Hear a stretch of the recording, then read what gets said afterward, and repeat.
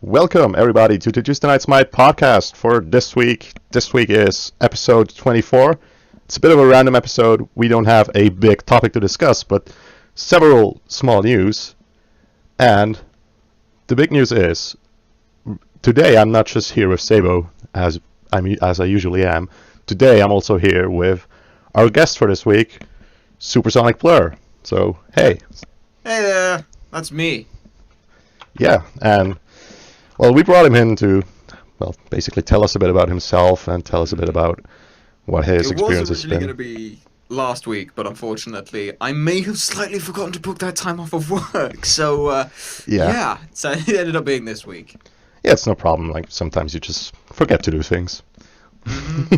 It's happened to me as well, if you believe that. I can very well believe that. Yeah. I guess we're starting just with a couple of questions for you, Blur. Sure. Should I call what you Blur? What do you want to know? Yeah, go ahead. I've been called many, many different things in many variations of the name, so I'm used to pretty much all of them.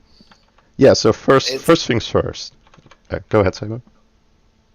That it's kind of weird that your name is actually Blur. Well, not like your real name, but I know like 4 or 5 Blurs in the gaming world just throughout the games that I've played. So it's a common thing, which is why I didn't want to go with just Blur. It started as a combination of, in my youth, I was a big fan of Sonic the Hedgehog, and when I first created a YouTube account, that started as a variation from an old group called Hailfire Comms, and I thought, I really like this. I like the idea of having it as a name, and then each of the people in it can be have their own names and things, and it just works almost like a branding. So I started off with a channel known as Badass Comms, and I needed a name for that as well for myself. And I thought, well, I guess just SuperSonicBlur works. It can abbreviate. You can shorten it to many different things. So I just ran with it, and then I never bothered to come up with another name. So I'm just like, hey, I guess I'm just gonna stick with that forever.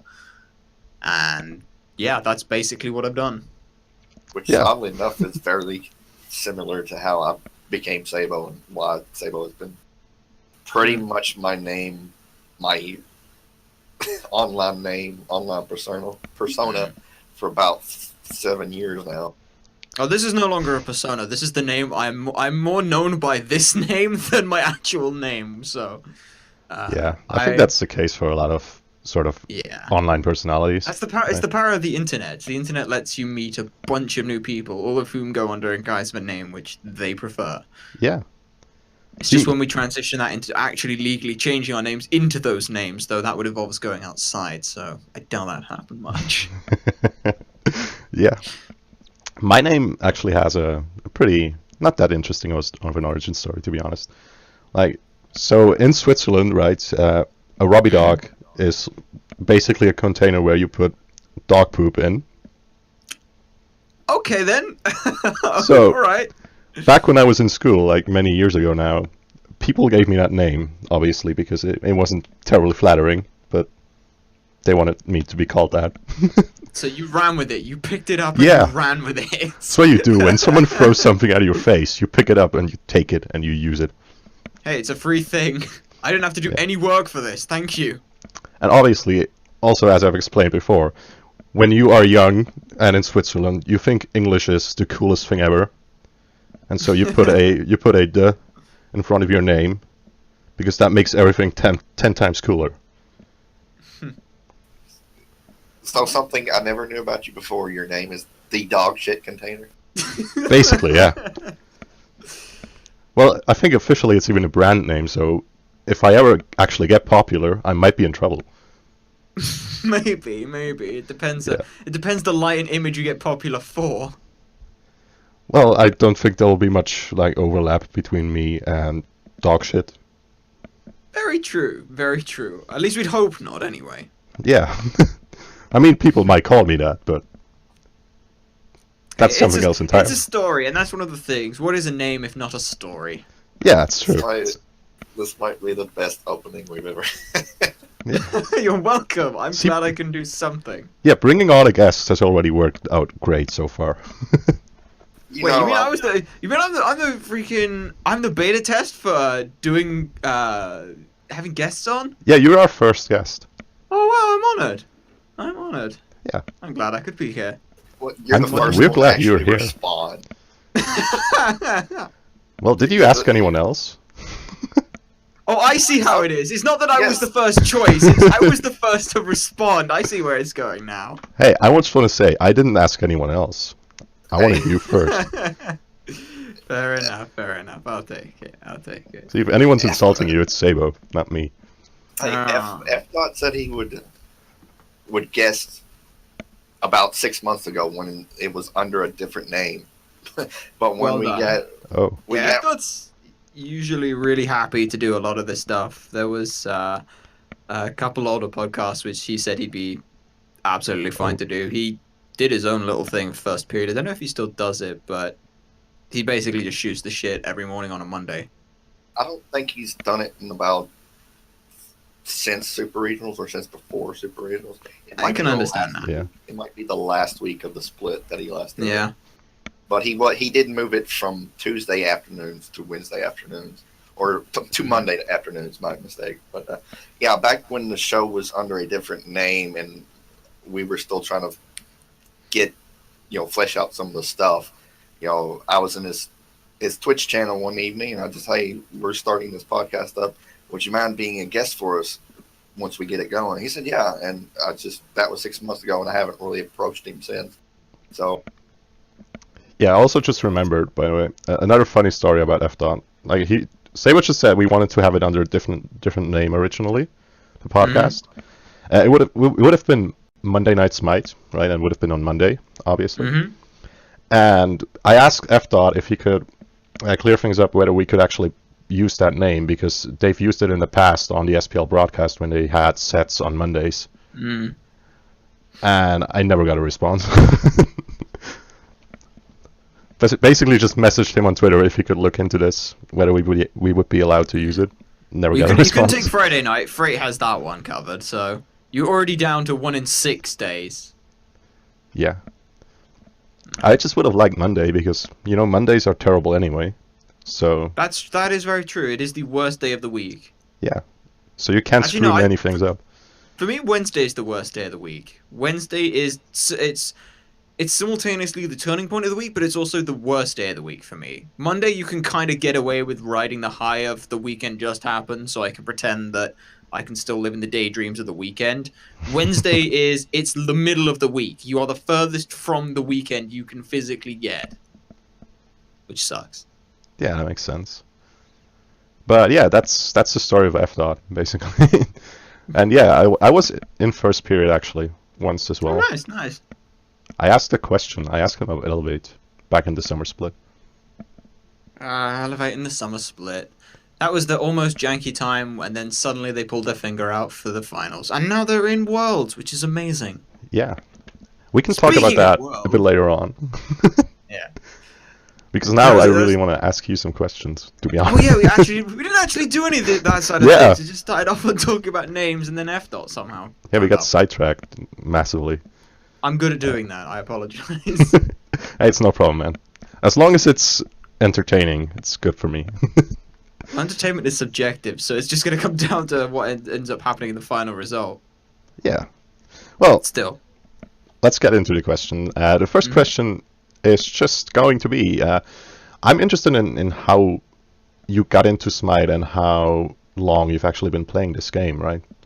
I have been playing Smite back since Jean-Qui was the first release, which was late 2015, I want to say. I believe it was around that time. It was end of Season 1 time, because I can still remember watching the SPL for that. So it was before Season 1 Worlds, and I got into that just through YouTube. I was watching a guy, and he made a video where it was his first look at Smite, and he went straight into the deep end. He's been a Dota player for a long time and a LoL player, and he came into this and said, this is different, because of the third-person perspective, because of the way everything is a skill shot. It was a lot more fun for it, and I thought... So, did you know him from Dota?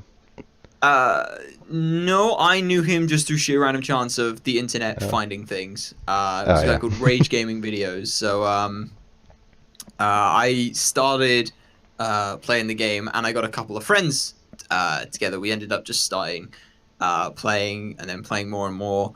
And it was really, really good fun time. And then I just never stopped playing it. And now here we are. It's season 4, and I'm still really enjoying the game. Well, I say really enjoying the game. I enjoy a lot of the aspects of the game. Yeah. Yeah, the game sort of has the same upsides now that it used to have all the way back then as well. Mm-hmm.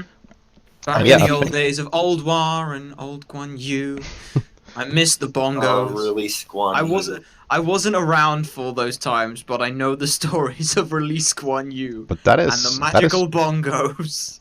That is earlier than late season 1 though, because I remember that I got into the game in August of 2015, and back then they had just reworked Zeus and Nuwa, right? Like reskinned Zeus, right? Because he got a model upgrade, and Nuwa, the new version, had just come out. Yeah, and I think Shaw was already there as well. The new version of Nuwa, I was around before that because I mained the original Nuwa as a support main. Oh god. And it was amazing. And I thought that originally they were just giving her like a new skin, a new design. And that was where I first got my indication that there was like the patch notes and things like that. But that was my first indication of how the balance world changes. And I was incredibly upset because she went from being a fun, interesting character, at least to me, to then being a cookie cutter mage build, which is like, I build as much damage as I can and I kill everyone. But then you realize that actually you can backdoor a tower, and because you have the Holy Fire, which can stun towers and phoenixes and do damage to them, actually that's broken. So I get why they changed it. I'm not happy they did, but I get the fact that they had to change it. I mean, from what I've heard, it was more than just that, right? It was also the minions just doing massive damage. 5 of them. Yeah. You had 5 minions. And the ult doubling your basic attack damage, right? Yep. And basically having perma stealth as well.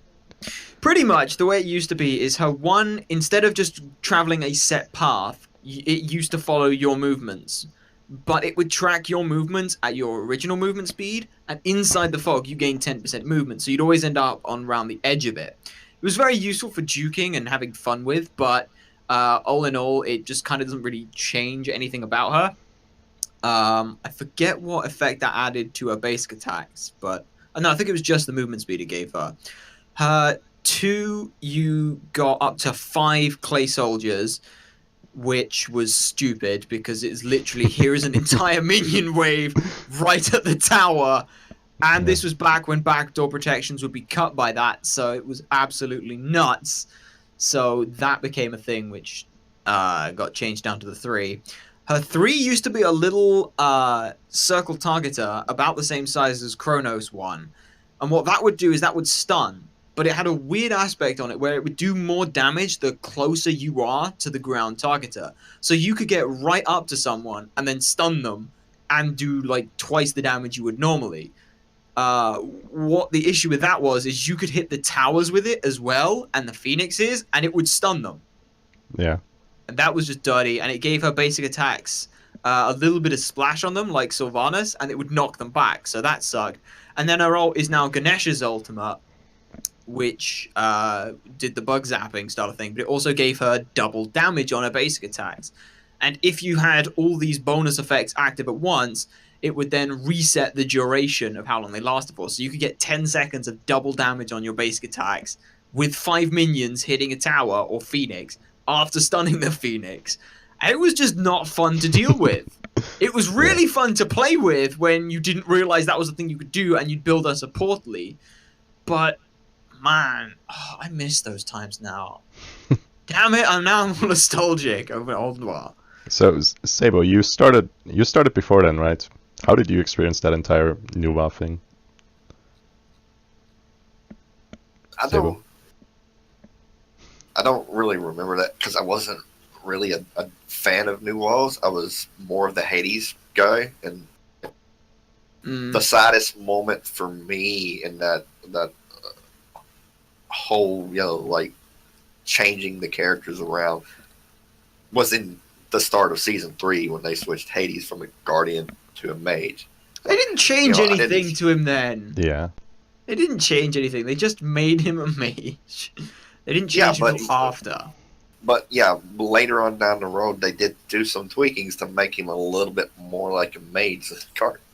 I remember when he was so dominant in solo lane, how you could just build all these protections and auto clear the wave at like level 4, and none of the warriors, none of the assassins that really could do anything about it once you got that stuff online, and it was just a free lane after that. I mean, like,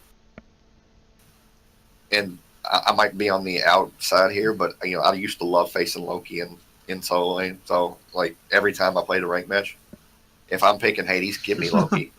I don't care, just give me Loki. Yeah, I mean, this was also back in the time where Sovereignty used to have both physical and magical protection aura on it. Back when Mystical Mail used to have like 60 protections on it. And Ethereal Staff.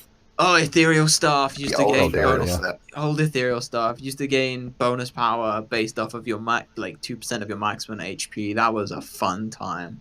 I think people don't realize how strong Season 1 Sovereignty was.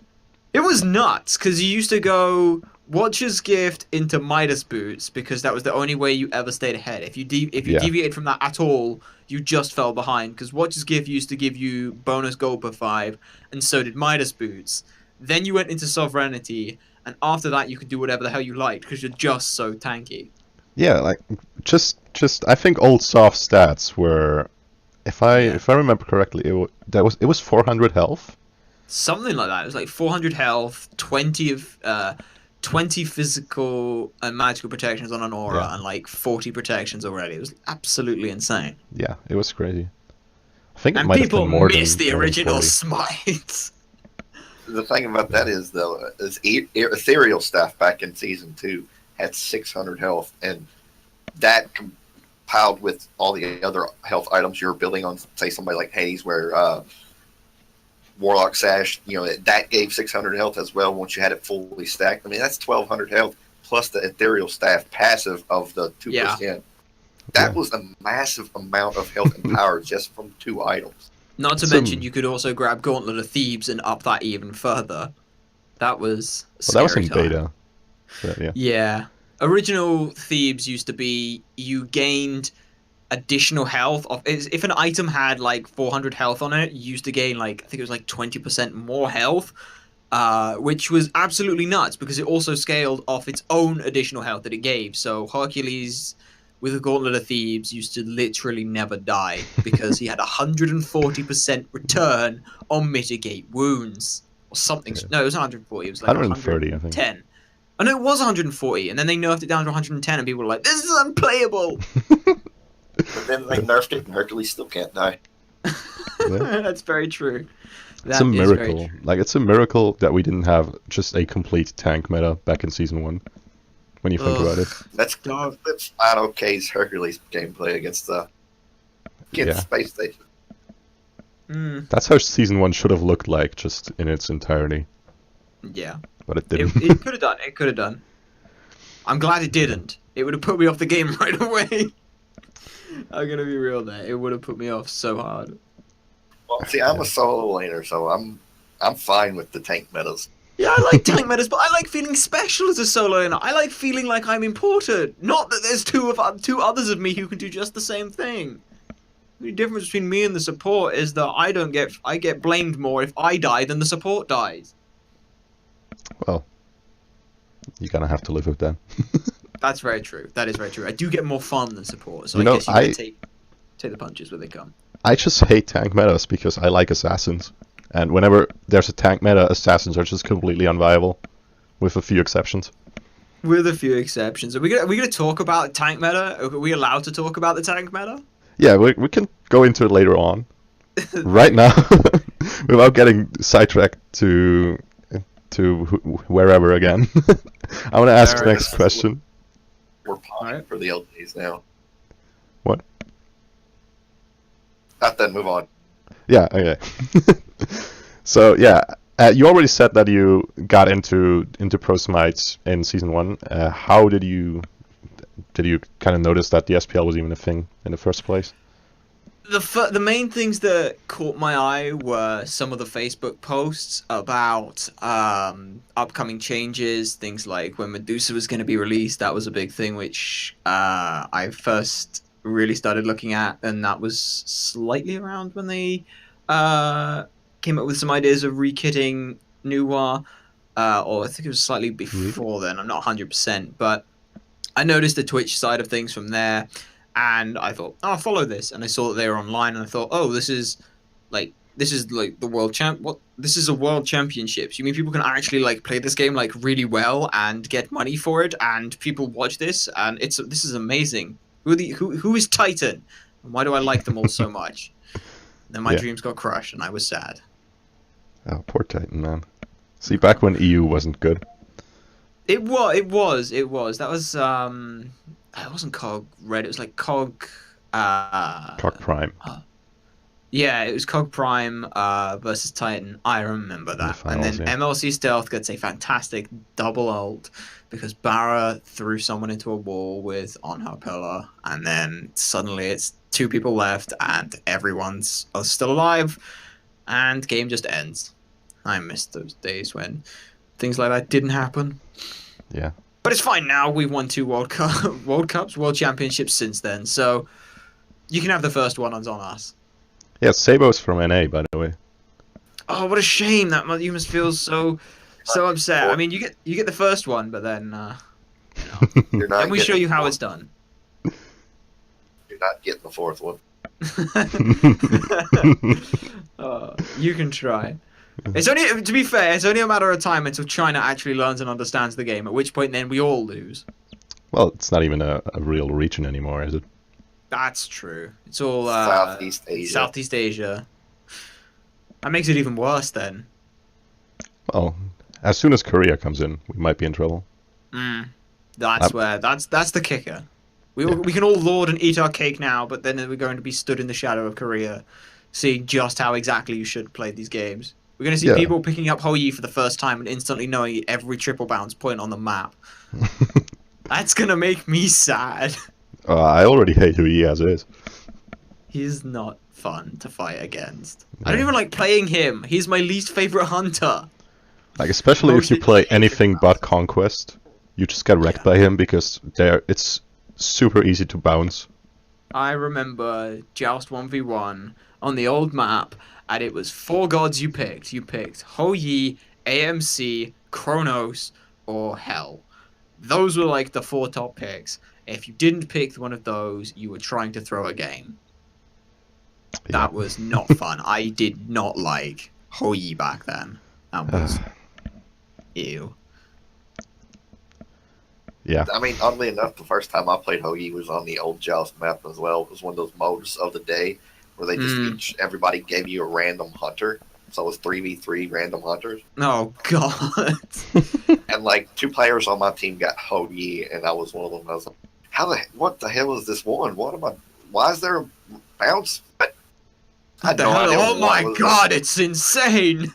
But that was back when it used to like charge before it actually went off. I had an awful charge on it, and Sunwalker used to go up into the air, and then instead of staying there and dropping into point, used to physically walk through the air. God, that was iffy times. Like, if for those who weren't around in that time, imagine going up for Hou-Yi, and then instead of staying in the air, you started doing Erlangchen turtle drifting. That's basically what you did for Hou-Yi Leap. Yeah. The only good thing about it was that it used to cover a lot more distance than it does now. Yeah. Everything else was just terrible. The problem with it was the fact that it came out right after a Wheelish came out. Right after you pick the god who has the leaps, where it's like, hey, if you're leaping, I can ult you, and it's like, we're gonna give you a god who spends 4 seconds in the air. Well, she was terrible back then as well, so nobody picked her anyway. Very true, very true. Oddly enough, Hou-Yi is my second favorite hunter now. Ew. I don't even play hunters. Good. I like you. It's a Apollo. If I get a choice of hunters, I'm playing Apollo, because the saying, if Devo's Gauntlets is good, Apollo's gonna be good. That's 100% true. You have the audacity to make that claim? You see what I did there? That took a while for me to get it, but Hey! good one. Apollo's passive is called audacity. What a shame. It took me a second to remember that. It was so beautiful. Wow. I have to do the clicking for the finger pointing as well because there's no camera. See, now he's trying too hard. We're gonna have to throw him across the skies. Oh dear. You can try, but I do have the moves. Yeah. All right. What's this tool called? Mesmerize? Is it just mesmerize? Oh god, what?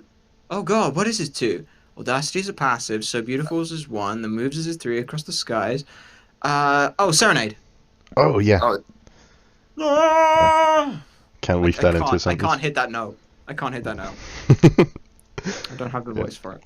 I was gonna ask you something else, like in connection to Another this, question. but I forgot it. So let's just go on to the next question. You were obviously in the caster this summer. Yes. What led to that? What made you decide to go into the caster? I've been doing casting for a fair chunk of time. Before the caster, I did.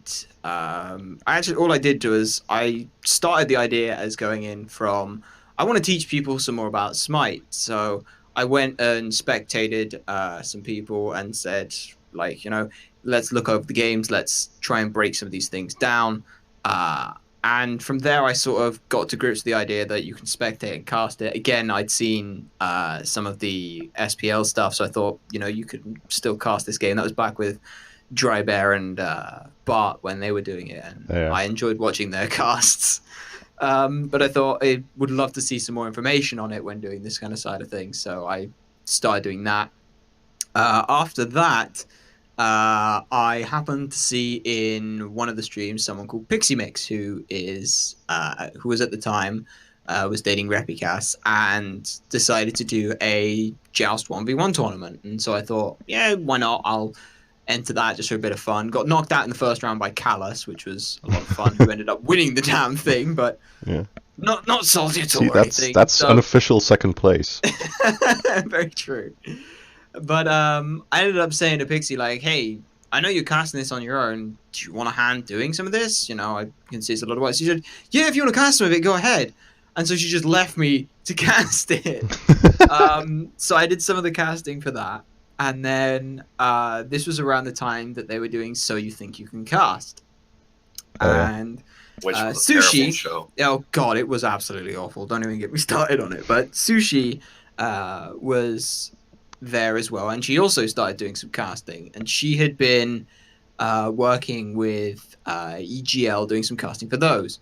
Unfortunately, due to her wanting to commit more time to university, she pulled out of doing that, and so that left a space open for EGL. And she said to me, we're going to be doing this, go and apply for it. So I spoke to Alpha Jackal, who's the coach for Rival now, who was also the lead for casting the EGL stuff, and I said, hey, you're doing tryouts for this. So I tried out with him and got the position to do some casting. Unfortunately, work commitments and the time for doing that were a little awkward, so I couldn't do a lot of casting with them, and eventually that subsided due to reasons I myself am not 100% sure on, but I'm sure you could find out some more if you asked AJ or Darkeye or such. But from there, I then did a little bit of work with Inuki over on his channel.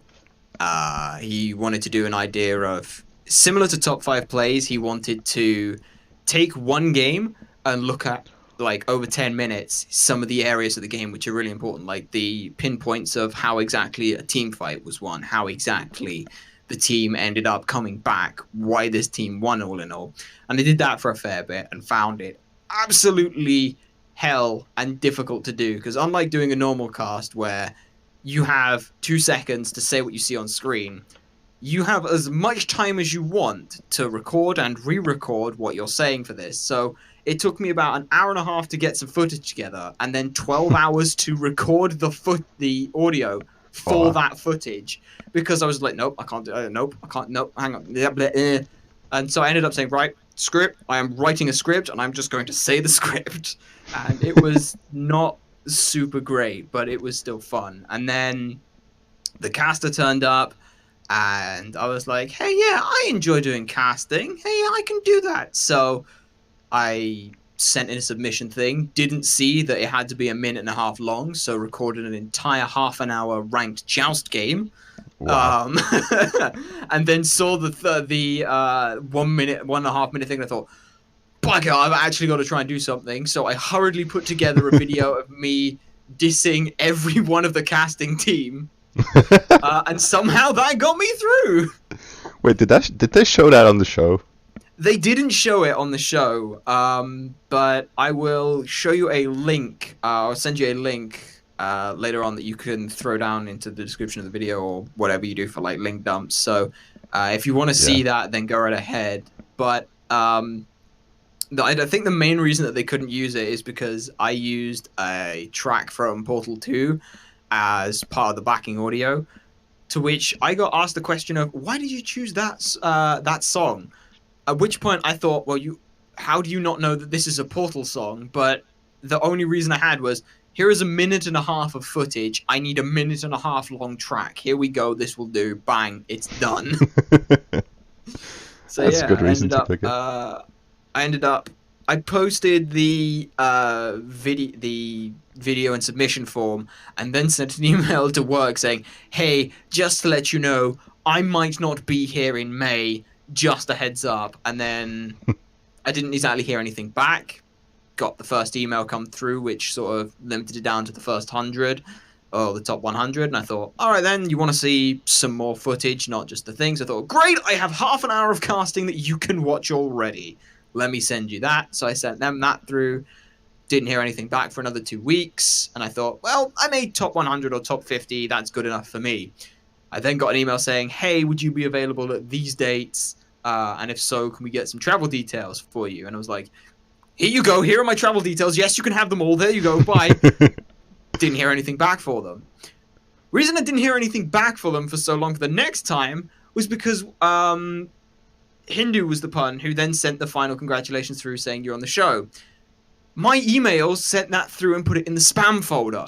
So I was clearing out the spam folder one day and was about to select or delete, and I saw Hinduman, and I thought, what the hell is this?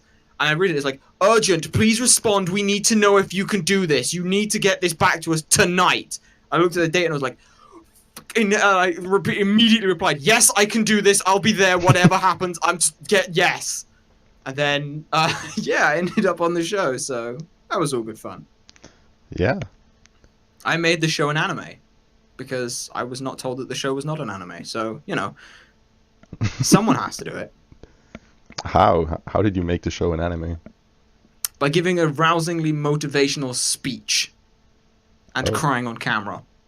But I will point out, I was not the only one to cry on camera, which a lot of people in game seem to want to think that I was the only person to do. No, Freight and Ron both cried as well.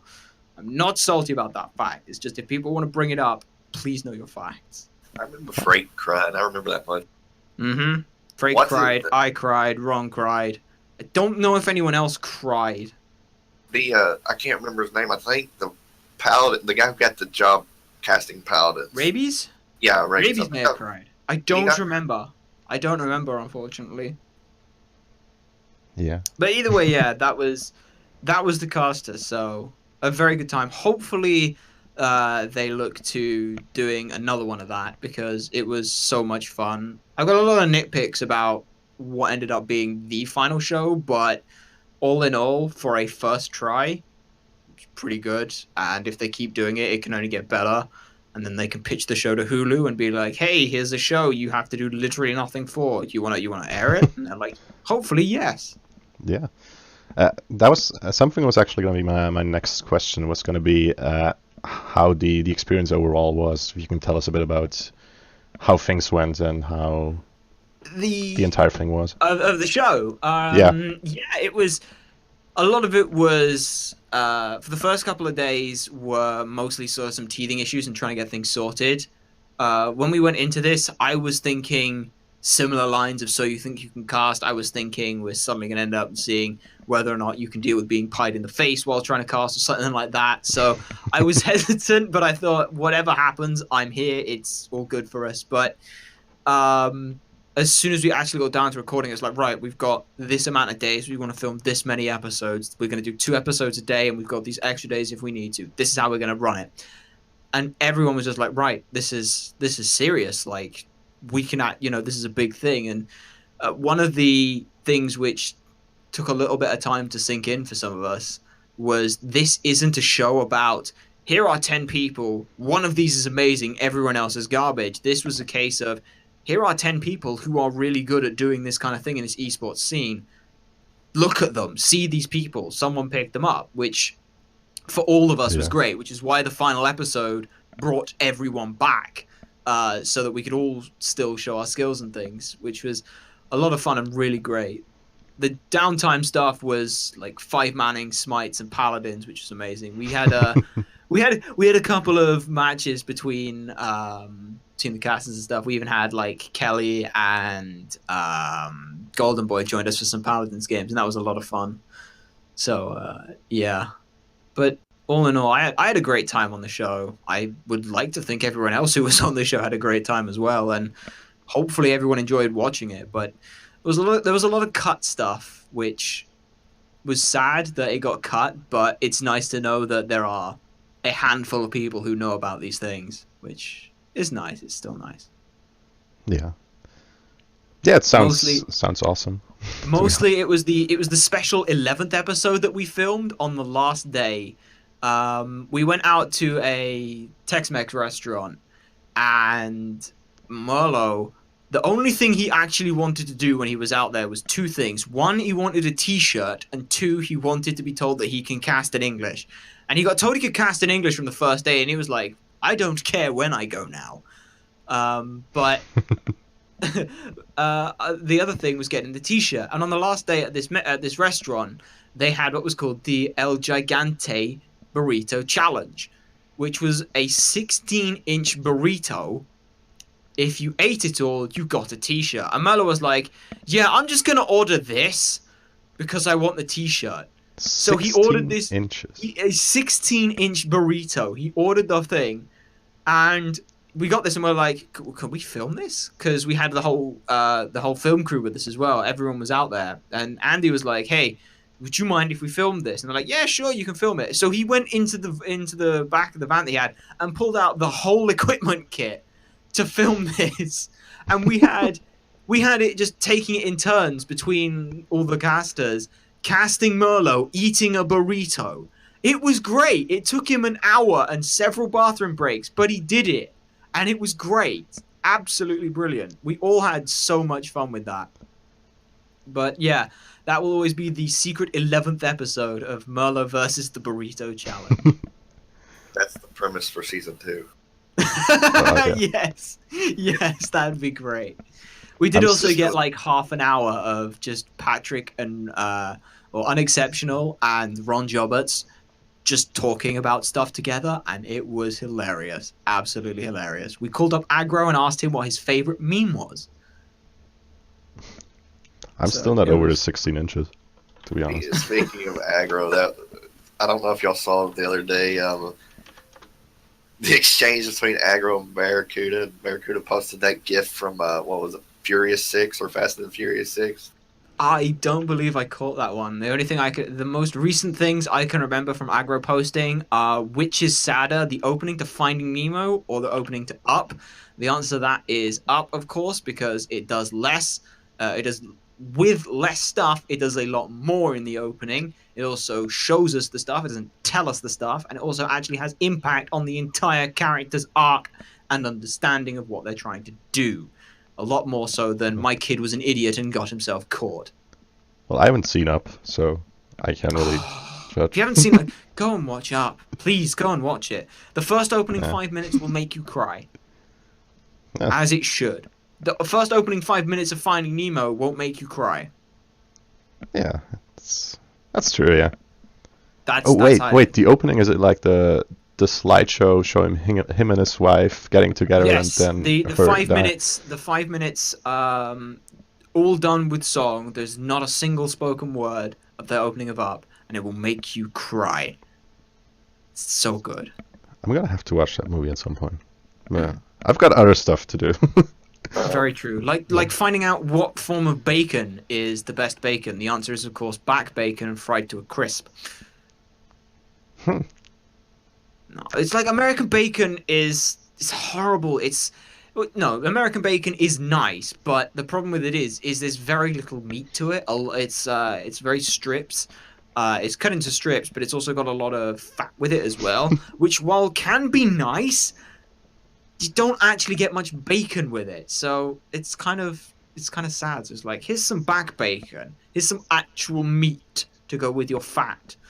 Because the problem is if you have American bacon and you don't cook it enough, you just get like stringy, chewy, bland chewing gum taste.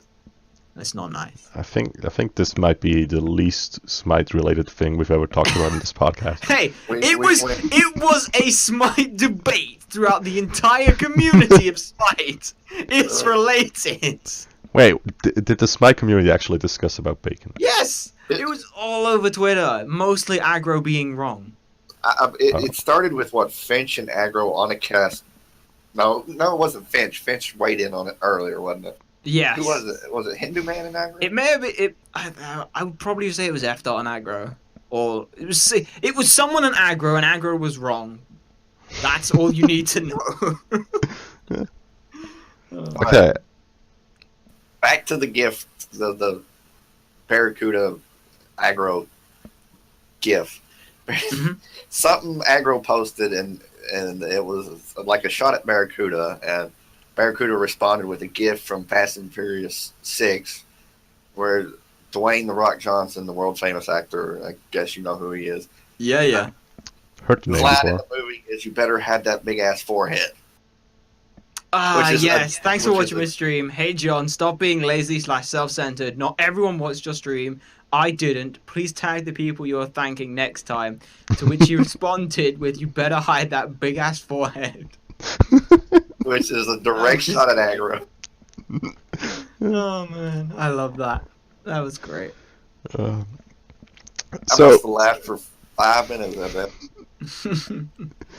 Which I think the only other Smite related thing I've ever laughed at was the Backstreet Boys song that they had with what was it?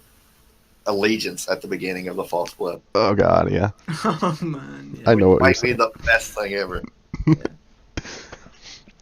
But yeah, seeing as we've mentioned Finch already, he is obviously now working for Hi-Res as a caster. Indeed, and congratulations to him. On Smite. Provided, of course, he does sign the contract. It's entirely up to him to say, "Nah, I don't want to do this thing." I thought he had signed it already. He may have already signed it. I would imagine he has signed it, but yeah, he's now a caster. I mean, why would he not? He's like easily one of the 3 best casters on there. I know. Hey, maybe he's got The other weird thing stuff was to do. he hadn't actually cast until the day before we started filming. He was actually 11th place if we want to start this off. Like, he was the 11th choice because originally it was going to be A-Rock who couldn't make it. So I've heard that name they needed before. to find. Yeah, they couldn't find. He couldn't make it. So Finch lives about 2 hours, or lived about 2 hours away. I don't know whether he still does, but he lived 2 hours away. So for him to be able to turn up at such short notice was absolutely fine. So he was down for it. And that night in the hotel, it was me, Merlot, and Finch in one room. And we're like, hey, you've got a laptop and things. How about we look up some VODs and do some casting? So that's what we did. And that's why I picked Finch, because I worked with Finch and I knew how Finch would play it. So I was like, all right, me and Finch, we got this in the bag. We can do this. But yes, going on about Finch. Yeah, and I think Ron Chobert is there with him as well, right? Yes. So yeah, what do you think of those guys, and how do you think they've done since they've been added to the casting team at Hi-Res? the first time I met Ron Joberts, I didn't really know what to think. I knew who he was because I'd seen the, shall we say, debates that had been going on around his entry video, and I thought, oh, Hi-Rez have picked him up because he's the person who has the most traffic to the name. This is Smite or Hi-Rez playing things correctly. There's someone who's very a contentious idea here. Let's pick him up and see how it actually goes. Yeah. So if he falls flat on his face, everyone was right and could be justified for it. If he's not, everyone who was right can still be justified for it and shut everyone else up. And he absolutely knocked it out of the park. He was truly a fantastic, fantastic contestant for that show. Yeah. Finch is an absolutely lovely bloke. Like I said, everyone on there was absolutely lovely. The only person who ever had any minor like beef or anything was Freight. Didn't particularly get on with me, but at the end of the day, I get it. That's fine. You don't necessarily get along with everyone you meet. I just tried to still be friendly and stuff to him. I have no hard feelings towards any of them. They're all absolutely great. Yeah. And Good on all of them for getting the casting stuff. I know Ron was also doing a lot of camera work as well before they announced the fact that the top 4 were getting offered contracts. Yeah. Yeah, they sometimes, I think it was Super Regionals, the guys casting were talking about Ron Johnbert on the camera and Rob like shaking the camera. Yeah, I remember that. He was a good cameraman though, because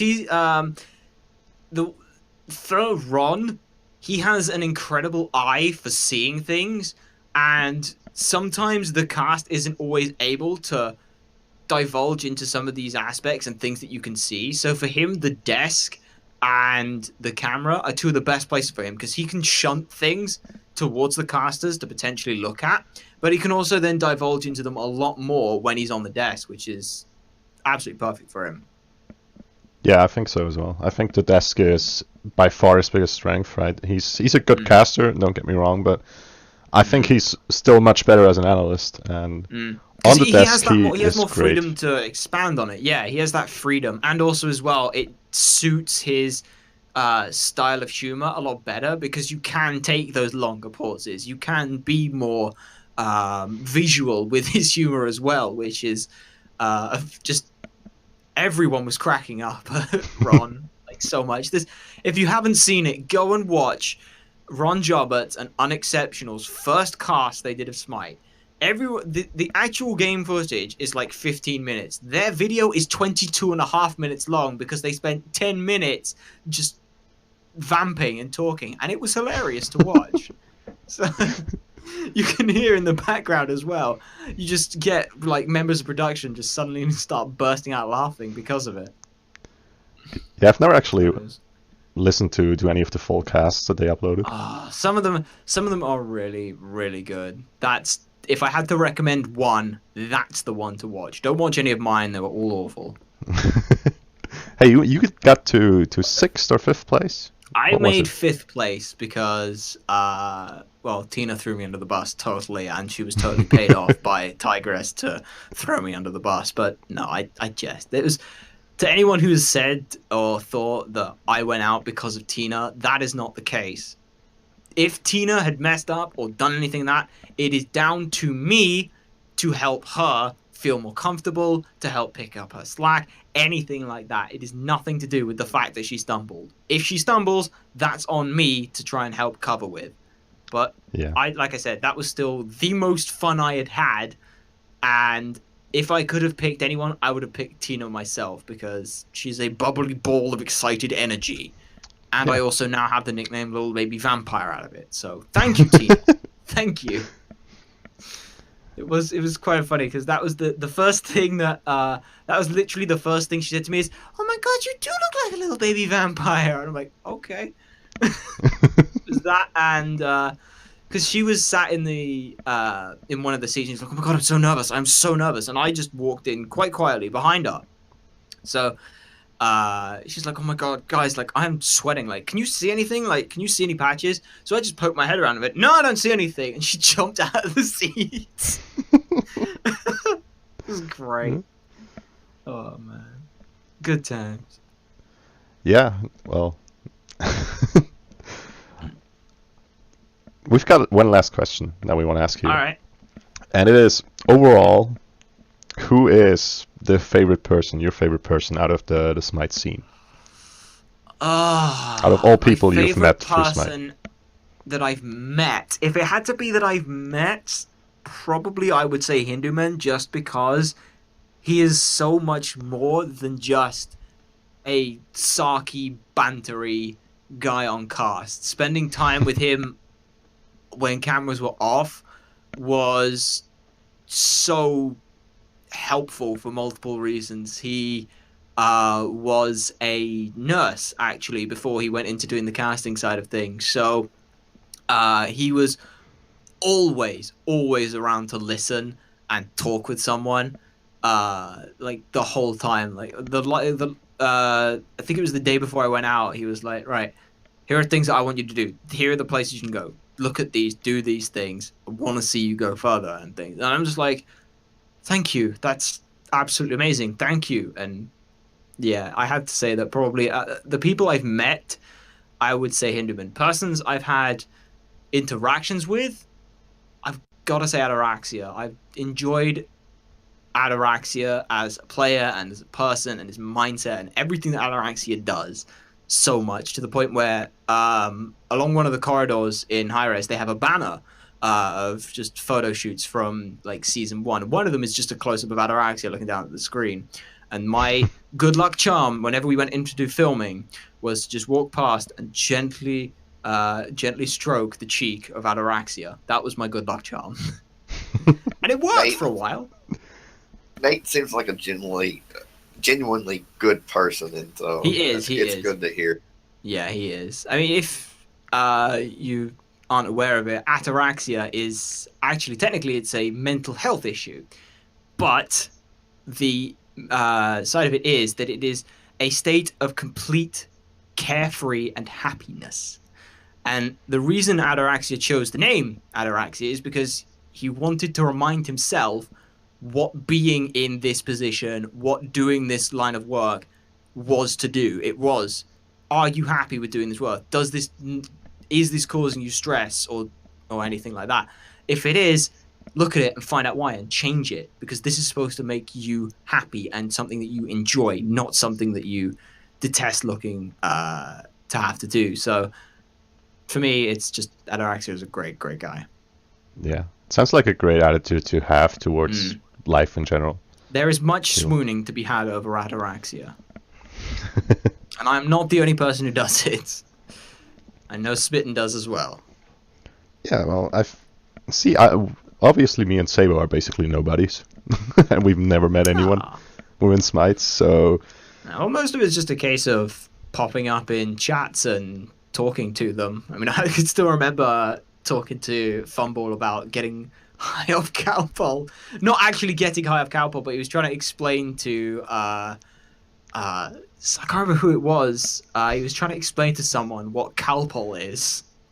I guess you don't know either. Calpol is it's a liquid paracetamol, but it tastes amazing. It's if you get like the strawberry flavor, it tastes so sugary. It's really good. It's used for very young children, so like between 2 months or so, like 24 months and 10 years is sort of where you want to use it. And it's mostly for things like headaches, teething problems, fevers. Basically, any issue you have, you can give a child Calpol and they'll be somewhat better for it. But you can, apparently, if you drink enough of it, you can get high from it. So he was talking about that and making PDG Calpol one of his stream emotes. And getting sponsored by Calpol. Sounds like what we call here in America Robitussin. Possibly. It's possibly something like that. I have no idea what it's called in German. Nah, so. no. It was that, and I may have bet back in season 2, I may have bet if Paradigm lose to enemy, I will eat a shoe. Yeah. They lost. Hey, where's that video at? I want to look at it. That's the second video you're gonna have to link to us. Yeah, I will see if I have it, because I did it on Twitch and I streamed it whilst playing Baba Yatu on repeat. It's brilliant. Again, if I have that, I will link it. If not, Yeah. then I will have to explain how it actually turned out. Yeah. But I did follow through with it. I did eat a shoe, and it was on stream. And I do know people who can attest to the fact that I ate a shoe on stream because of Paradigm. Yeah. What I was gonna say was that because I'm someone who hasn't really had any direct contact with any of the big sort of Smite personalities, from my perspective of the outside looking in, it seems like Ataraxi is a really positive guy, and it seems like Hindu Man is a guy that would be up to help people, right? Going back into previous seasons as well, where he had shows entirely dedicated to helping people as well, right? Yeah, back with not sure what it was called. Spunk, wasn't it? Spung or something like that. Sponge Drizzle, something like that. Sponge Drizzle or something like that. I called him Spunk Drizzle. Sponge Shizzle, I think. That's the one. He was doing his Bronze to Masters. Yeah, I remember that. But he didn't get to Masters, I think. No, he didn't. He just stopped playing ranked and kind of fell off the face of the earth. Yeah.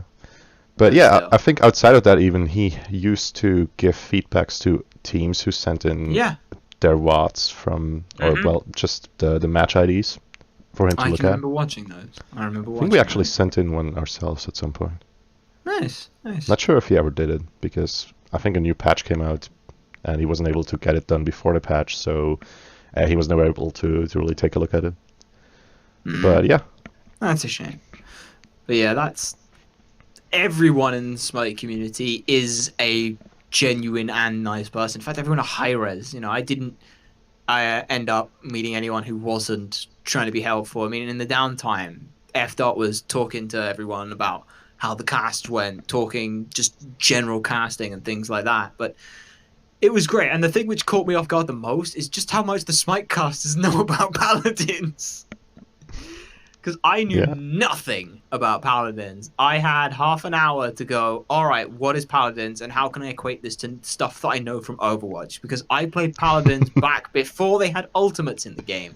And back when Ruckus with card loadouts could one-man carry a game. And that was a fun time and I enjoyed that. And then I dropped it for a while because I'm not a big FPS player. Yeah. I think I've played like 5 hours total of Paladins. I've never touched Paladins. I just knew that when it first, when they first came out, they were saying it was an Overwatch clone. That it was technically it wasn't an Overwatch clone.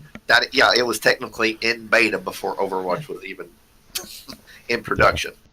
Well, not necessarily in production, but before anyone knew anything about it publicly, which Hi-Res could look at and go, "We're doing that." Plus, also as well, the original side of it didn't have ultimates. And it worked off of a card system where you used to pick 5 cards and then you'd level up and you'd get access to the cards. It was horribly snowbally and not great, but damn it if it wasn't fun. And I remember early Paladins from what little I played, and it was interesting. It was just never my game, and I never stuck with it. And from what I've heard, it's really gotten closer to Overwatch, if anything. Yeah, it has gotten closer to Overwatch, and this is something that I believe Stu has mentioned in the past. Yes, there are going to be overlaps in games, and there are going to be things which other games do in the same genre, and we're going to look at and say, hey, this is a really good idea. Why are we not implementing something like this? It makes sense to do. You can't always be the first person to do it. And just because you're not the first person to do it doesn't mean that you can't do it as well.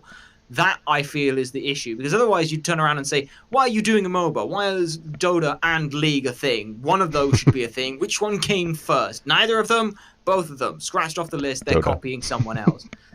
All these kinds of things that you get of... These are copying things. This is a clone. This is a rip-off. Fair enough. It's an aspect of a game that is the same as something else. I get the dislike of straight copying things, but at the same time, there are going to be differences. And I don't agree with the idea that would come from, oh, this game's done it, therefore we can't do it. Because that just leads to a case of you make a game and then you can't make it as good as it could be. That's like saying that, we need to design a car that doesn't have an engine in it because every other car has an engine in it and we'd just be ripping them off. I mean, it's not like class-based shooters haven't been a thing before Overwatch, right? The famous example is Team Fortress 2. Team Fortress 2, CSGO to a varying extent in terms of well, not necessarily so much in terms of class-based shooters, but in terms of high-level FPS on different maps. Yeah, sure. Those kind of things. Yeah. And yeah, I think the entire drama around Paladins is kind of overblown. Yeah. And the amount of people who just seem to hate Paladins because it's close to Overwatch in terms of how it plays is amazing. Or it's not amazing, it's weird. It's confusing as well. I mean, if you want to if you want to try and explain to someone what is Paladins and you say it's a free-to-play Overwatch, fair enough, that makes sense. People know what Overwatch is. People understand this aspect, and so, that makes sense. And from some regards, that can be beneficial to someone. Some people don't want to spend $30 or $40 on a game just to find out that they don't enjoy it. Paladins has that little bit of flexibility to say, if you don't like it, you don't have to play it. It's free to play. That to me is fine. I mean, people do the same sort of thing with Smite. Oh, it's free to play, but it's pay to win. I look at it and say, Smite is a $22 game. You buy the game for $22 or $30, £22, whatever your currency is, and that's what you do. That's what I did. I didn't even open the game until I bought it. I bought the God Pack and said, now I'm going to play the game because I think that I can at least get an investment in it. If I don't, it's £22, and I was fine with that. I did the same thing for Paladins, and I've not touched it. I did idiotic things back when I started playing Smite because I wanted to buy the Odyssey, the first one, 2015. Yes. Yeah. And I didn't have all gods yet because I hadn't bought the God Pack. Oh no. I did not buy the God Pack with it. So I ended up having to buy gods to buy their skins in the Odyssey. Oh my god, wow. And you know what I used to pay for the gods? Favor. Lots of favor. Gems. No. It wasn't many, but it was some. True. Either way, that's yeah.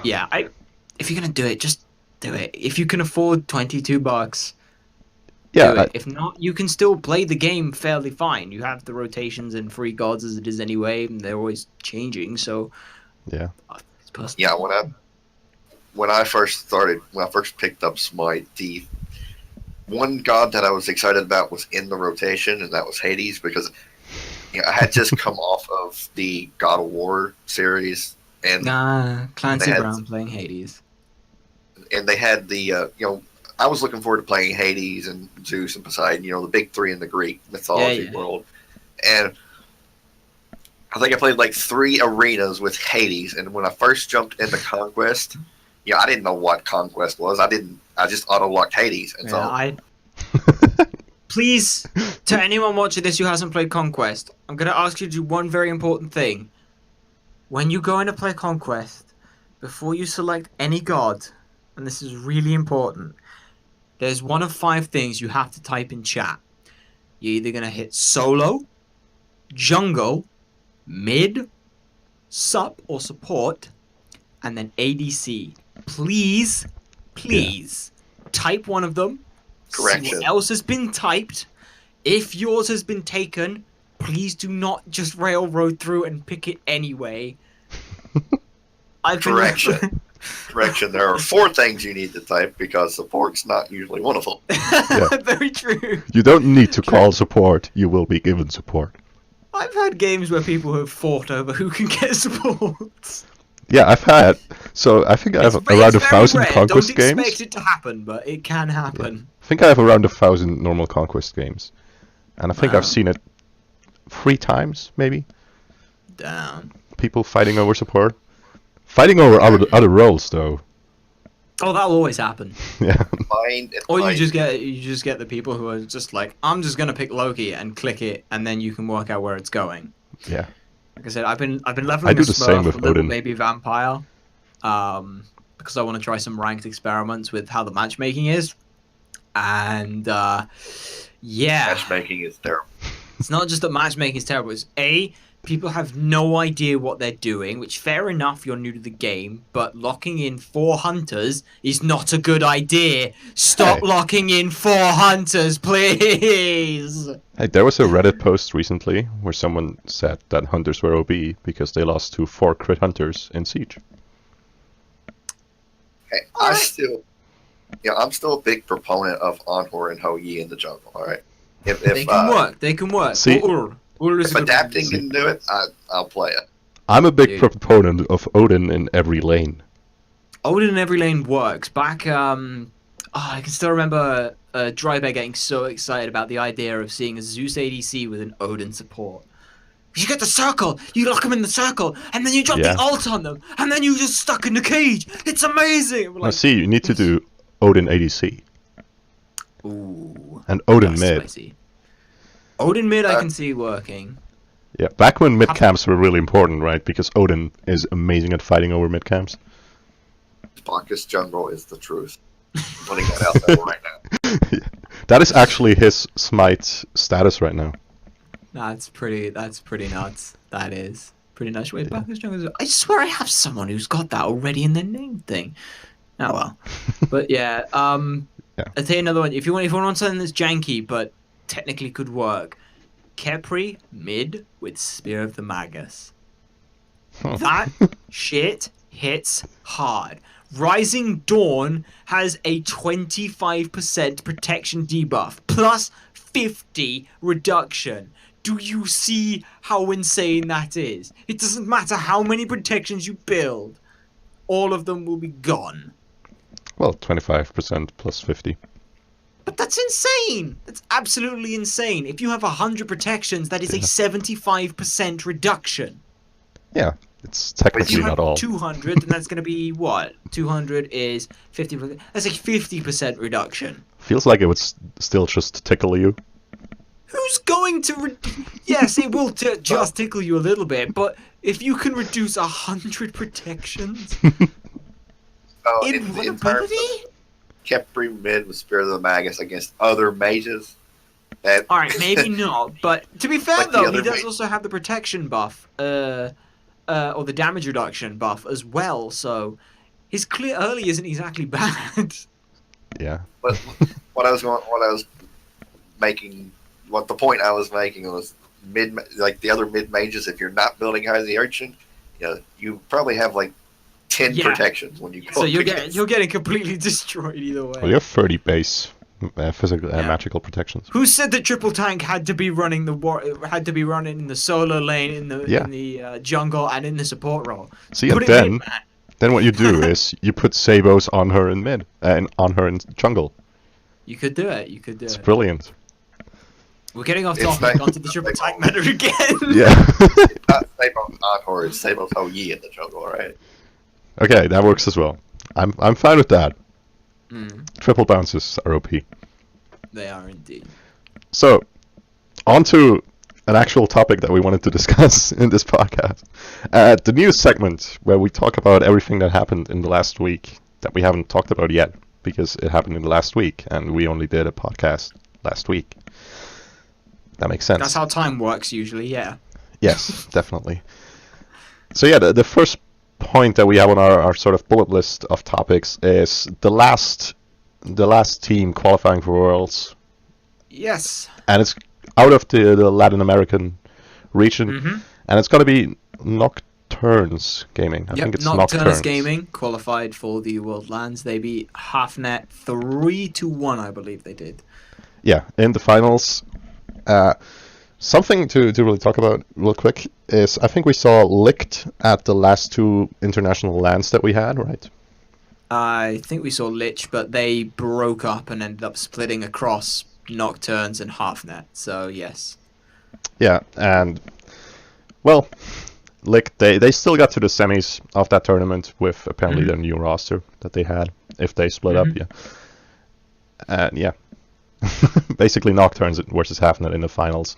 They were on Halfnet's side of the bracket. It was a decent set, I will say that. Yeah. I didn't watch it. I was on standby because we do English casts of it I was on standby for that in case JMac or ROG couldn't make it for something, but Yeah. let's just say it was kind of a shit show because Level Up have a very poor production quality. It took them over 2 hours to get started on Smite after Paladins went down. Yeah, I got to So watch. that was fun. Wow. I got to watch the finals of that LATAM final. Oh, nice. Yeah. They also had one hell of an audio issue at one point that lasted 3 minutes of hearing. Like the first, it was like 5 seconds of audio looped repeatedly for like 3 minutes, but it kept looping over itself and then stacking another layer of it. So you just keep getting like 5 layers of slightly desynced audio constantly playing all at once. It was, oh god, it was awful. Yeah. So I've got a question about Nocturnes real quick. Uh-huh. So I think Beltway is one of the guys who was on the Licht roster, right? I believe so, yes. Their mid laner, NosQ, is he the same guy who was at the last World Championship as NosX? Let me double check that because I will pull that up using the powers of the internet. So that was last year. So that was Smite World Championship 2017. I will have a look at that. In the meantime, Vamp and I will get back to you. Yeah. Well, the rest of the roster, maybe to go over it real quick as well. I think Smitero is also a name I've heard before, and he is in the jungle for this roster. Then we have a guy whose name is apparently pronounced Naughty Lover. Mm-hmm. Is that actually true? Yep, that's a name. That is a name. Yeah. Well, he's support. And then we have Salon6, if that's how you're supposed to pronounce his name. Wouldn't you love to have that as your online persona? Naughty Lover? Yeah. Possibly. So let's We've see. made mistakes. Tight was on the Lich esports team. He was the hunter for them. That was actually Warchi was their coach back then. He's the only name that I can see from the Lich esports. I don't know whether they've had any name changes though. So, just looking at it, that looks like it might be a case of a name change. But Sleep Tight was the hunter for esports for Lich esports last year. So he's going back this year again. No, he's not going back. He lost. Sorry, do excuse me. Wrong person. That would be Salon6, who was the ADC for Nocturnes, or Nocturnus, or whatever they're called. Yeah. One of the things I'd like to take a minute and point out from the Oceanic team that made it, the Scylla team, or Scylla Esports. I don't know how. Scylla Esports. Yeah, Scylla Esports. Mingu Saya. That's how you say his name. There's a whole Mingu. That is the hunter for. What was their name? Mingyu's Minions. No, back he had joined the Oceanic champions. What was their name? Yeah, with wait, there was a big controversy around it, and they just all quit playing professional Smite. And they were called. Mingu was their hunter, and so this Scylla Esports is his new team. LG Direwolves. LG Direwolves, yeah, that's it. With Frank Castle and yeah, because they were the first team they were season 2. They made it through. They ended up just not playing their game and getting absolutely trounced, if I remember correctly. Well, OC has been getting trounced at Worlds every time so far that they've been. It has. And we know that big controversy about somehow not getting their payment from Hi-Rez for their winnings and stuff. And so Richard Castle and his brother who's Kiki Kiki Omei, yeah. I almost called him Kiki, so freaky. Yeah, I know the one you mean. Yeah, those two, they stopped playing. They quit playing. Huge controversy of that. Mangu was their hunter on that LG Direwolf, so the Scylla Esports is his new team. So a little bit of name familiarity coming out of Oceania again this year. Yeah, but I think they were called. I think that they only got picked up by Scylla Esports a little while before the regional championship they had. Because the announcement that they made was back in September. September 2017 was welcome Scylla esports to Smite. Yeah. And before then, they just used to call themselves Mingyu's Minions. Mm-hmm. That's true. So yeah, it's kind of like Sino and the Bots, who we talked about last week. Hey, consistency! Yeah. And yeah, so Nocturnes Gaming is going to be facing Elevate in the first round of the World Championship. They're on their side of the bracket. If they win, they're most likely going to be facing Obey. If they lose, which they most likely will, they will be facing, most likely, Entity Gaming with the team out of Southeast Asia. I see this going... it's 2 best of 1s for that game. Elevate... LATAM, we saw from Nocturnes, they will run this Triple Guardian comp. They have also flexed around some mages in the mid lane as well as just some warriors for the solo lane, but it's still the same core concept. Elevate should perform better here, though it depends just how well they turn up on the day. We know Elevate to be a team which will play up or play down to teams, and if they play down to what they think Nocturnes Gaming could be, then they will just get swept under the rug at that point.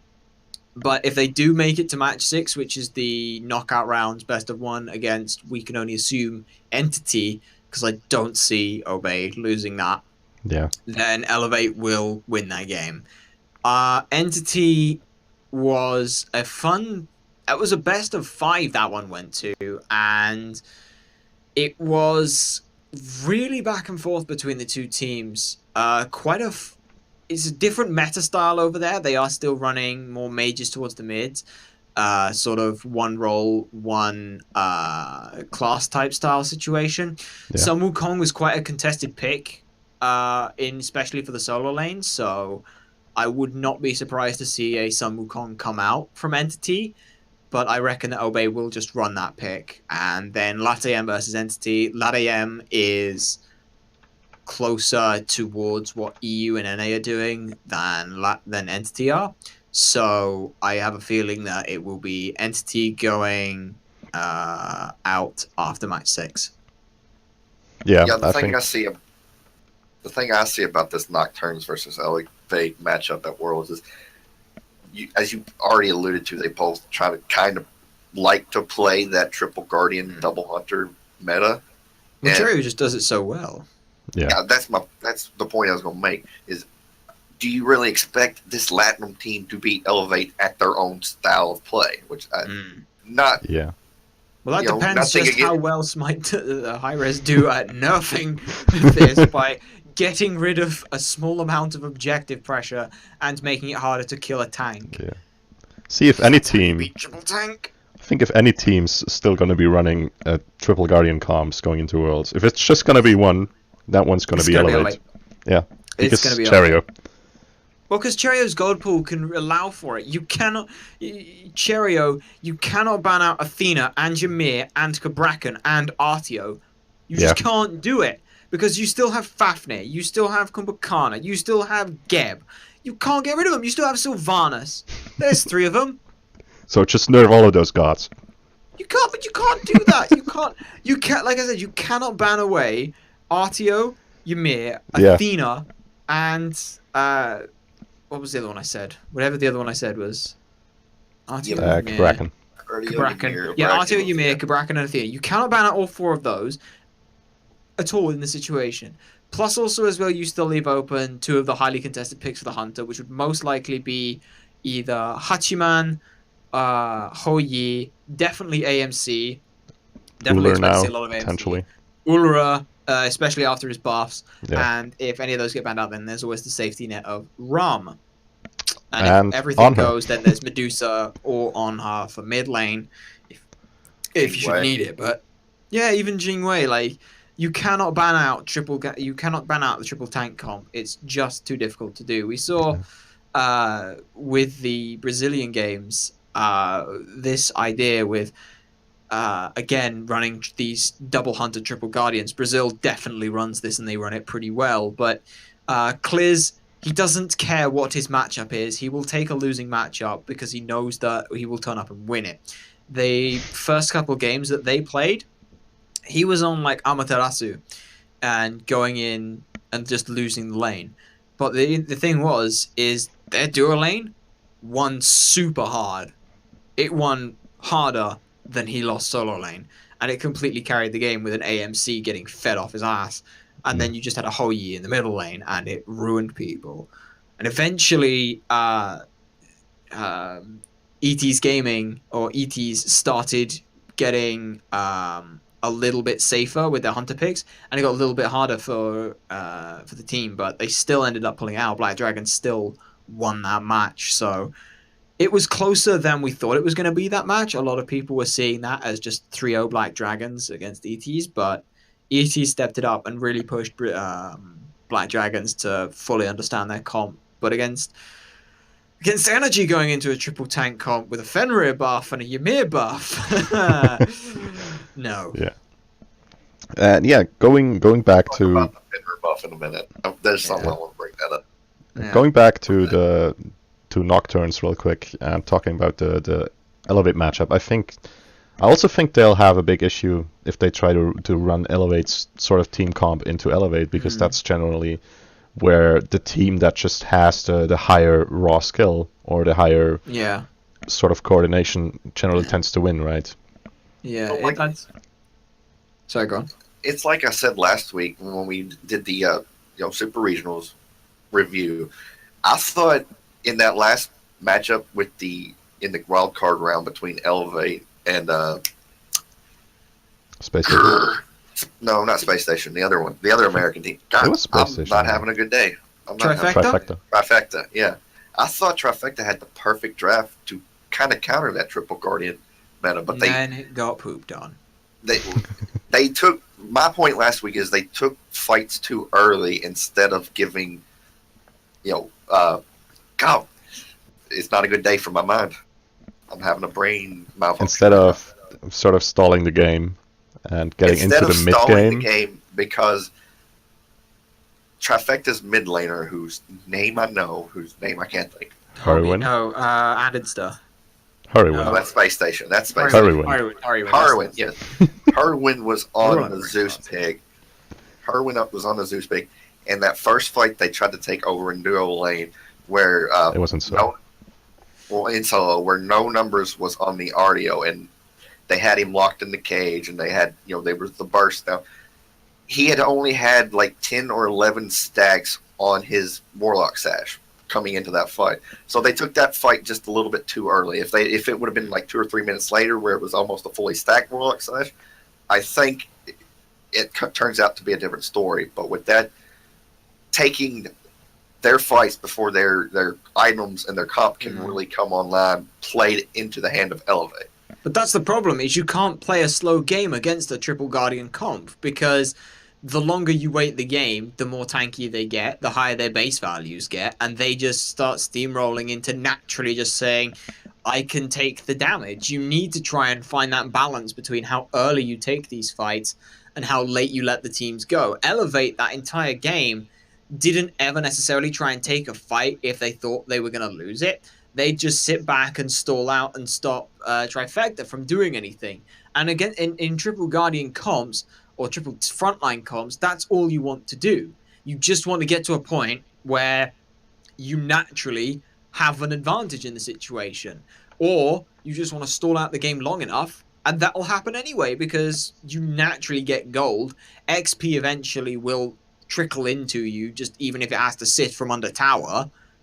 There's no major downside to it. The gambit of running these comps is how much do you feel you can claw back from?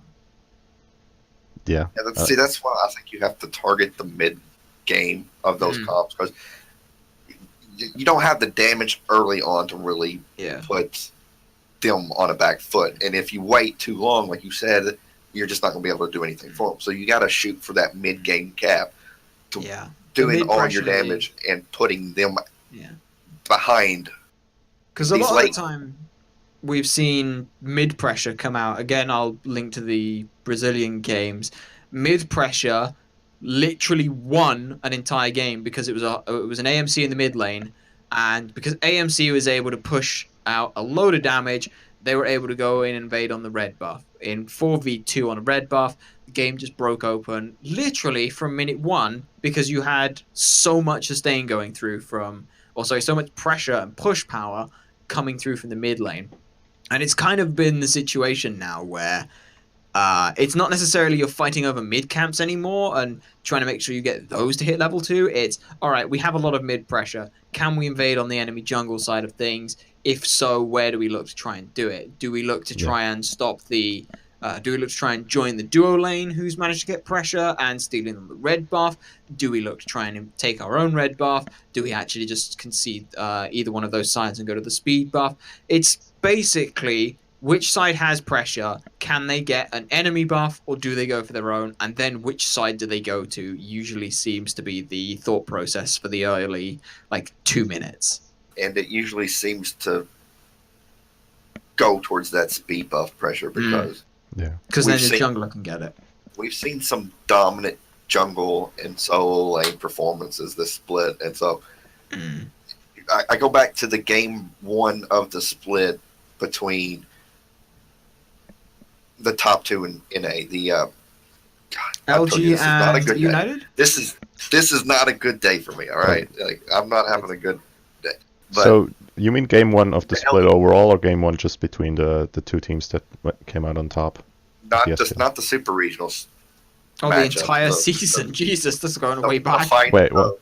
The final game of the split, the matchup between LG and E United. Yeah. Game one, where it was the first and only game E United lost the entire split. Coming into that matchup, where it's like Benji and Scream, or whatever you want to call it, Barizio, they were so dominant on that side of the map. And what LG did with Baskin and Mask. Whose name are you looking for? Mask, yeah. What they did, and they put Venenu, Venenu did get a very high pressure pick with the Chronos, and Raijin for Baskin, that was high pressure. We saw that mid pressure translate into putting Mask on that speed buff and really putting Scream in a hole. And so that's where they kind of lost that first game against Luminosity. So that's when we're talking about mid pressure and a mid game focus against these triple guardian, these triple tank metas. That's where I think that's the difference between an assassin in the jungle and in the guardian in the jungle. Guardian's not so reliant on that speed buff because they're not so much damage focused. They're much more CC focused. Plus, also as well, their base numbers rather than scaling wise. So a lot of the damage they have early is because of the fact that they have the number 100 rather than say 75. So that just enables them to start pushing out a little bit more earlier on. How many times have you ever been in the game with a Ymir and you get so annoyed at the fact that they've still got full support, but because they have 5 points in their ice carpet, they still full clear the wave? It's like, dude, come on. He's like, I was just trying to clear the wave because I'm Ymir and I wasn't holding for it, and because I suck as a support, and I built Breastplate of Valor, first item. Sorry, I'm regressing into some past traumas there. Yeah, personal issues. Ugh. There's a story there, methinks. There's a story. It's just supports don't, please, another PSA, please do not build first item after finishing your boots, which you decided would be CDR boots. Please do not build a Breastplate of Valor. For that price, or for less price than that, you can get more effective health, you can get more defense, you can get more effectiveness in a team fight from Jade Emperor's Crown. Please don't be stupid. That's CDR though. But it's not doing anything! You don't have any effective health! Yeah, I get it. Don't worry. I'm triggered. Oh, God. Well, but no. Anyway. back to something really bad. Try Lotus Crown RDO support. Oh, it's so fun. I'll give you that one. It's so fun. But that's why that's one of the reasons that Sylvanas has come back in so much, is because they changed a lot of healers. They wanted to end the healing meta, which was around. They changed the idea from healing. They took a lot of the actual healing off of it and gave protections in response to it, which wasn't super great when you had it on something like a Ra or a... they didn't even give it to Afro. But they changed Hell, and we won't talk about the change they did to Hell. In the end, it turned out to be good, but a lot of people didn't like it to begin with. But they changed a lot of it to give protections. And then with Lotus Crown, the idea was that you double those up, so you can heal in the middle of a fight. Sylvanas already did that. That was his unique selling point, was the fact that not only does he have a hot dot, which used to hit minions, but we won't talk about that. Please no. Please God no! Don't remind me of the 2.5 waves Sylvanas with an attack speed buff that used to knock back creeps. You want to talk about pressure, kids? Let's talk about Sylvanas with an attack speed buff. Season 2. Yeah. Let's talk about pressure. Let's talk about full cooldown. Mode of the day, 80% cooldown. Ymir walls. No, God, 1 U. I saw that video. See, 1 U back before his heal was nerfed to have a 12-second cooldown. When it had a 10-second cooldown, making it 2 seconds with 80% CDR. Yeah. And it gets reduced by 2 seconds when you heal someone. Instant, always heal. You can still do that somewhat, but no, getting back on topic with Sylvanas and his heal. Is a hot dot. So it heals over time, but also as well it had protections on it. So because of this change, this change that a lot of the healing got, he's technically sort of floated in the background, but never really burst forward. Now when you get these triple guardian comms, this guy can be that secondary initiator, because the idea behind Sylvanas was you have to buy blink on him. He's a tree. He literally walks everywhere. He doesn't have that leap in like a Barkas. He doesn't have that dash to be able to get in somewhere. So you'd have to blink for it. Now he doesn't even have to Ymir wall to block people off and then walk up to them. He doesn't have that engagement potential without a blink. So you'd have to either rely on the enemy engaging and then you using the ult that way. But now with a triple guardian comp or 2 frontliners who have CC to engage with, he can effectively just hold that for the secondary initiation or the peel or any of those kind of ideas. And Lotus Crown basically works like old Sovereignty. We talk like Sovereignty being, it was an aura of giving you both physical and magical protections. That's what Jade Emperor's or Lotus Crown does. That's what it does. And having it on a dot was so useful because it would just constantly tick over. So you got these 6 seconds that you were just super tanky for. Plus the initial damage, the initial protections on Wisps as well. It just makes you so tanky. And that's why Hell started coming back, because Hell had a dot on that side of things, which at first people were like, why would you want a dot? That's awful. But it kept reapplying it. And that's really useful. Plus also as well, putting Hell support created what I like to call the Hell paradox. When you are fighting against the Hell, you cannot let her get to the late game, and you have to keep her down, because otherwise she's never going to die and constantly heal the team and you lose. However, when you're fighting against a team, don't focus the supports, because you want to hit the people in the backline who are free casting. Hitting the supports is their job, and they enjoy that. Now what do you do when Hell is the support? You've got to focus the Hell, but you can't focus the support. Yeah. You just bend over and cry. The time bomb that is Hell, basically. Yeah. Yeah. You only got a certain amount of time to put her behind, or you're screwed. Yeah. And even then, it's then just a case of, can you break through the enemy line's massive turtling? Can you end the game before 25 minutes? That's basically what that is. Yeah. Can you keep Hell 4 levels behind for 25 minutes? It's difficult. It is difficult. Thank you, Aurora, for bringing us Hell support. And thank you for giving us 5 Hells in Assault. Well, to be fair, it's only really been Milzy and Aurora who've been able to really make her work. That is very true. Though we did see Rafa try Circuit support. Yeah, it worked, kinda. It does. I still want to see Neath support. That's another thing, though. I've been advocating for Circuit support since I think season 2 as well. Big Man Teams is my favorite support now. Dude, there was an old time of old supports, old support mains going for assassins. We've seen Thor support. I've seen Loki support. There's a really good tank Najjar build I saw, which was dirty as hell. It used And Raffer, Kui from Big Man Things. we don't talk about is the only reason I'm going to have Jean Kui Diamond before the end of the game. Oh, God. I'm just playing him. Oh God, please no. And I just want to say, Raffer used to be a jungler as well, back in season 1. He did. So it makes sense. We could see Fenrir support. Fenrir support level 1s are very aggressive. Like, very aggressive. Like, you go in with Fenrir support, you're looking for a kill in that lane. Like, straight away. Yeah. You are absolutely Fenrir looking for a kill. If Fenrir is picked up in an energy draft, we all know who it's going for, and it's not going to Howard. I don't think adapting would play the game if it did. See, so the idea is you pick Circuit in the first phase, then they're not going to ban the Fenrir, because who would ban an assassin when you already have one? That's very true. And then, because Circuit is such a high top pick because of the comp already. Yeah, You're a then genius. You go for Fenrir and you just put him in the jungle and Circuit support. It's brilliant. You're a genius. Anyway. Then you have all the engage and no front line. Yeah.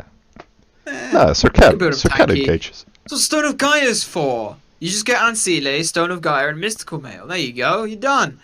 You go in, you silence them when they try and peel you off their backline, which means that you can get more damage into the backline. You're a Circuit, so you do a load of true damage and additional damage based off of their health, so they can't even build tanky to stop it. And then you got a Fenrir, you just pick someone up, and then your Hunter's free cast into them. Yeah, and you just grab Emir solo, and he walls everyone else off. Yeah. I mean, the only issue with that is you would probably then... I mean, if you got, like, Circuit Raijin, you go Circuit Raijin, then you'd pick up your Hunter. That'll keep, like, your main comp. And then you'd be like, oh, what else is you gonna run?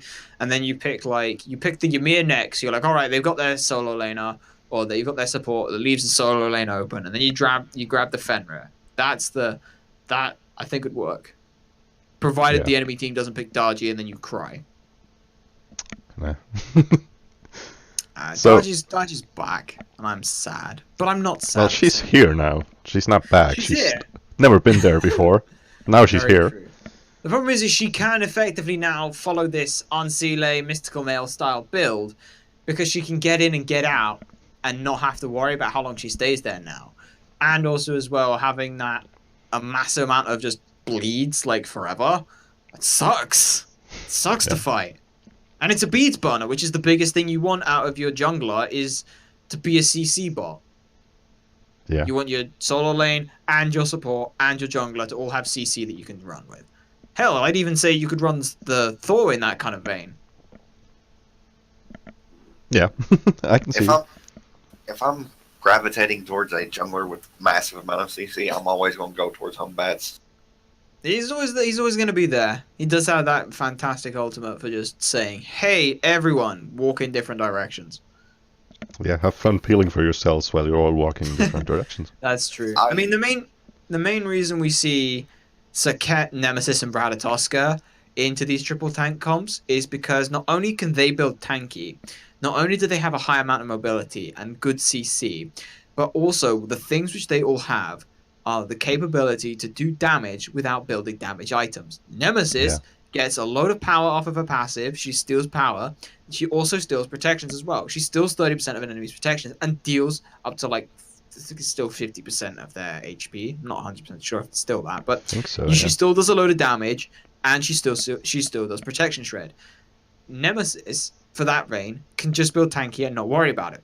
Ratatoska has flat penetration shred, good CC, high range, and also as well good reasonable sustain, thanks to his not giving him heal off every ability, and also as well if he builds like a gladiator shield, so he can do that. And Ancile, of course, just means, hey, you try to peel me off, you get fucked, you're all now silenced, which really sucks that it's on 30-second cooldown.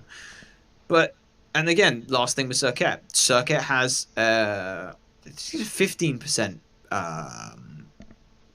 physical protection reduction. She has that in her kit.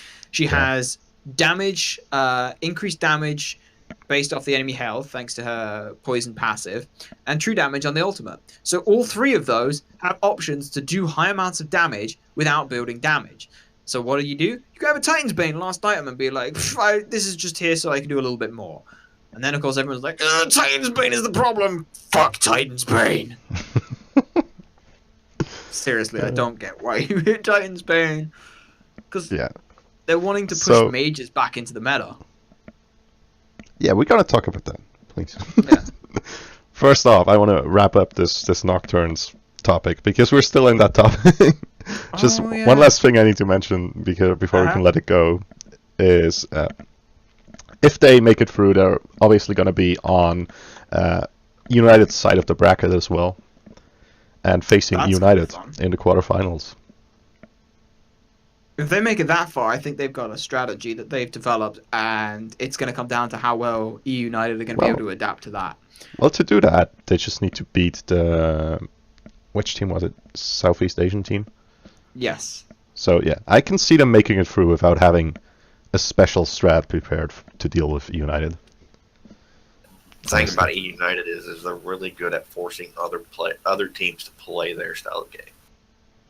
And they're good at adapting to the other team's styles. So, and they're just good.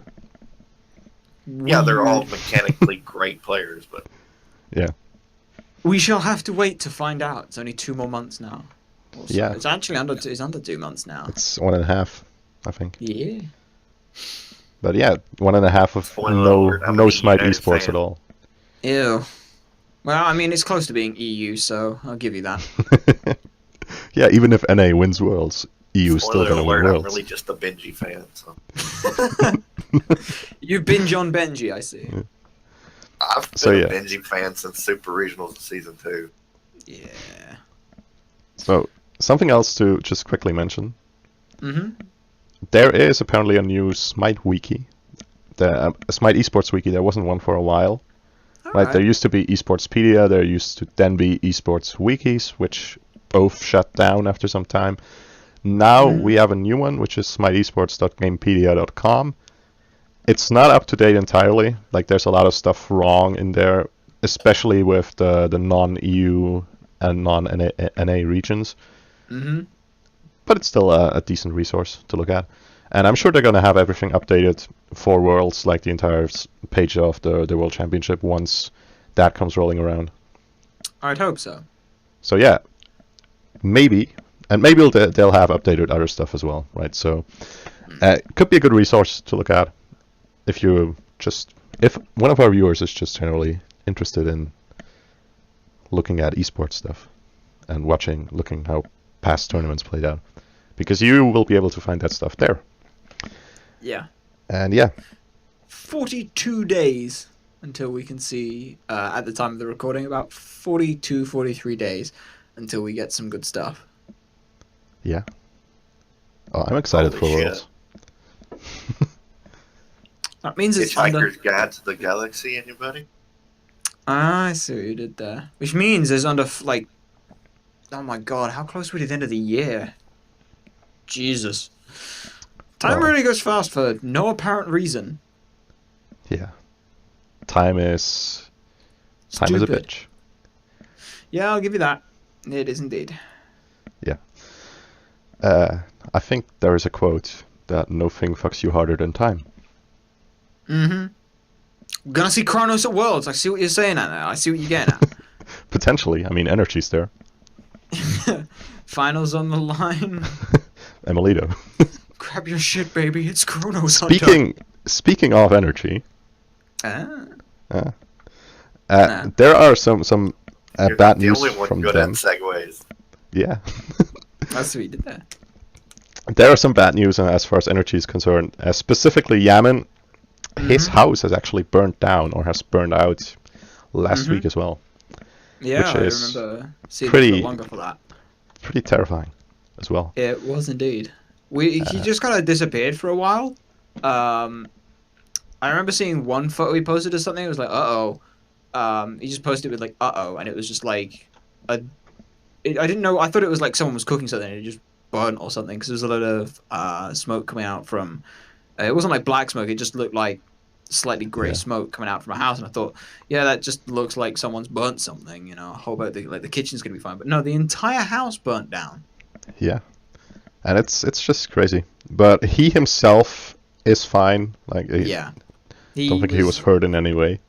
No, he was in hospital just to deal with the smoke inhalation, but he was out fairly quickly, which is good. And yeah, he also seems to be taking it fairly well, right? As well as you can take it, I guess.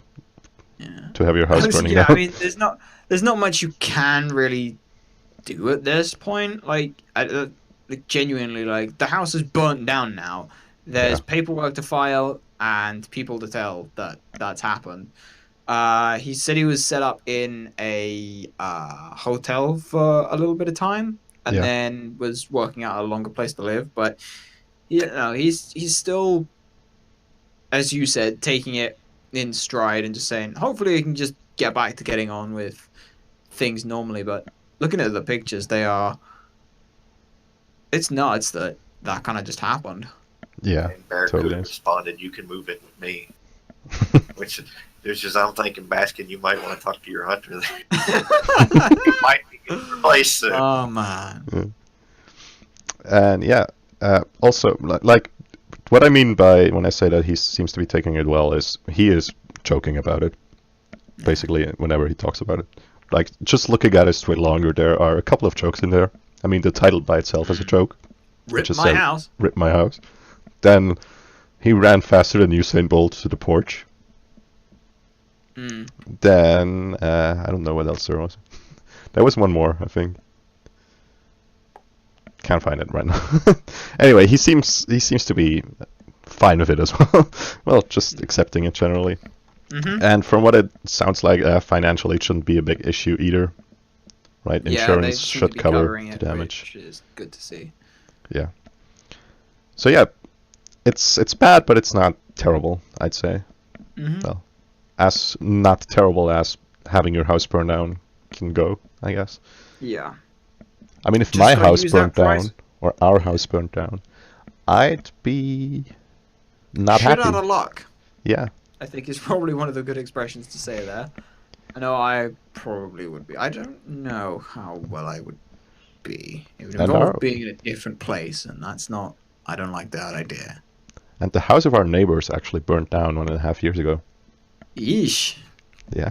That's, But it's far away from ours because it's rural Switzerland, so ours was never in any danger. Huh. Yeah.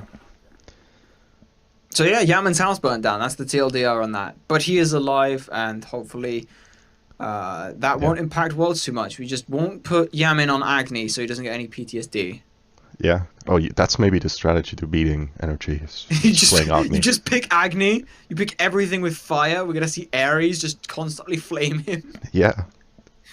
Oh, that's a strategy indeed. It's like the strategy to tilt Emilzi. It's just everyone walk at Emilzi and place 5 wards around him and show him that you all have Chalice of the Oracle. Or you just pull him through walls. Just keep pulling him through walls. To be fair though, he was fine with that. Pull through. He was like, "Yo, you know what? That was a good pull. Good on you. I hate you." On the player cam. That was a good pull. Like, I'm gonna give you props for that. Yeah. You have to then take that one step beyond. You have to think, if he's going to pull you there, I must move here. Then you can think one step beyond that and think, he knows that I know that he knows where I would walk, and he knows that I know that he will walk somewhere else. So I know that he doesn't know that I know that he knows that he will walk a different location. So I know that I should pull here. And at that point, not juking. At that point, you're already dead. No, at that point, not juking becomes juking. Yes, that was always one of the things which got me like somewhat upset at people. Who were like, "Oh my god, look at these pro players! Look how crap their aim is." It's like, you are aware of the fact that as you get better at the game, and as your ability to hit stuff gets better, so does your ability to juke stuff get better. So ultimately, it should be on a level. It should be that you plateau at like 50% hit rate for stuff. You get better at it, and you will find times that you just naturally are able to hit more things. But as you know, as someone gets better at learning what you're going to try and do, and you can juke stuff, they will juke more of your shots to hit, and that's fine. Yeah. But yeah. So, in other news this week, we had a new patch coming out as well. Obviously on Monday. We did. It came out yesterday for us. Yeah. And boy, oh boy, was it bug riddled.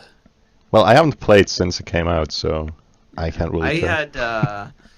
I had a couple of games with it. There were issues where the mid harpies in Conquest, actually the XP values of those got tweaked.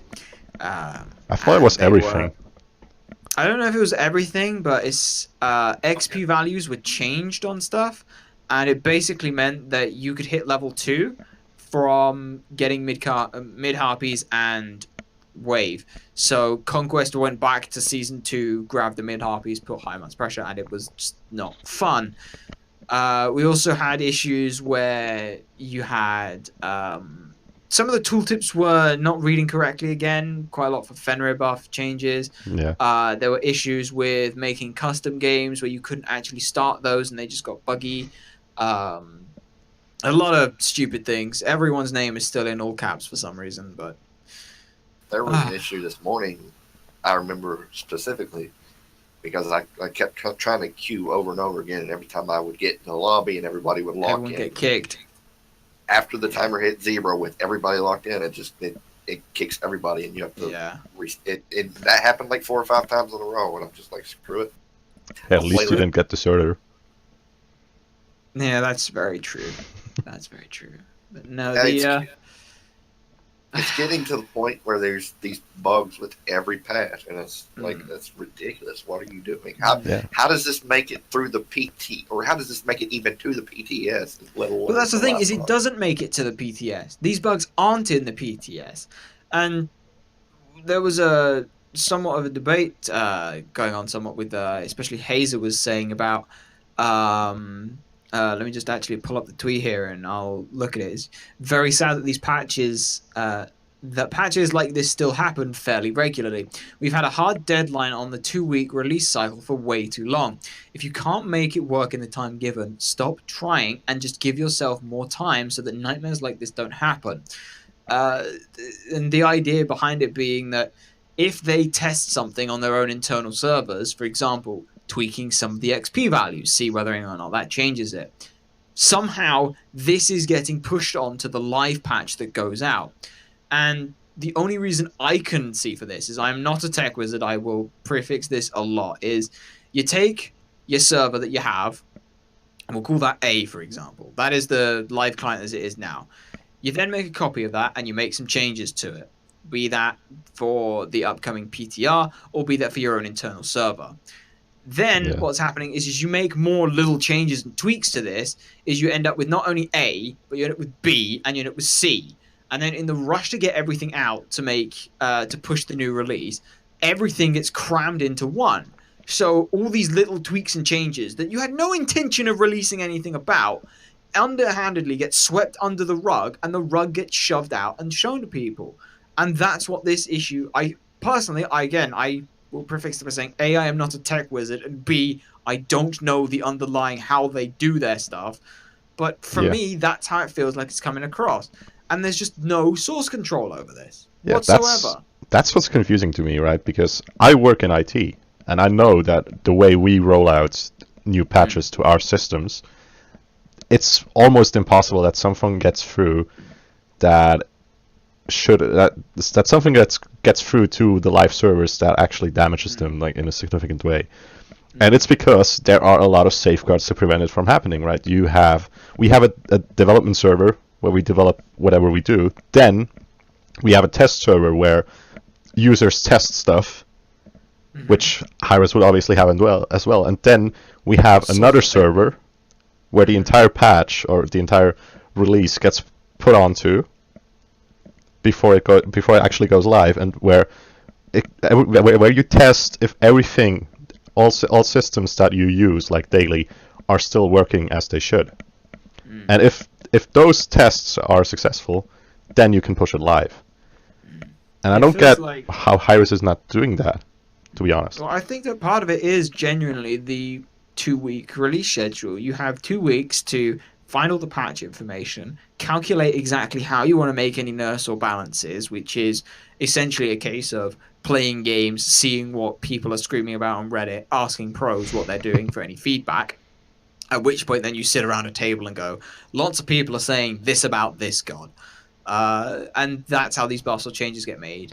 And for example, the triple tank meta, they want to try and push mages back into the mid lane. So how are they doing that? They're upping some of the base items, the tier 1 items for a lot of their stuff, and lowering a lot of magical protections to try and help with that sort of things to push what mages what I don't get there is that to me sounds like a customizing change. And it shouldn't affect anything that's not happening elsewhere. I know. If your stuff is properly programmed, if your system is set up, it shouldn't have an influence anywhere else. But I know. with high-risk patches, it seems to do.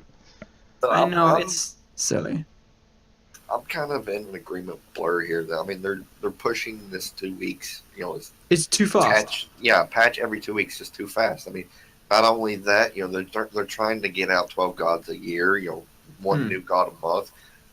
That's a lot to ask for, and some things are going to slip through. But when you get to the amount of stuff that is slipping through that we actually have, that's when you need to slow down and take a look and maybe think, maybe we shouldn't do this 2-week hard patch thing. Maybe we should push it back a little bit.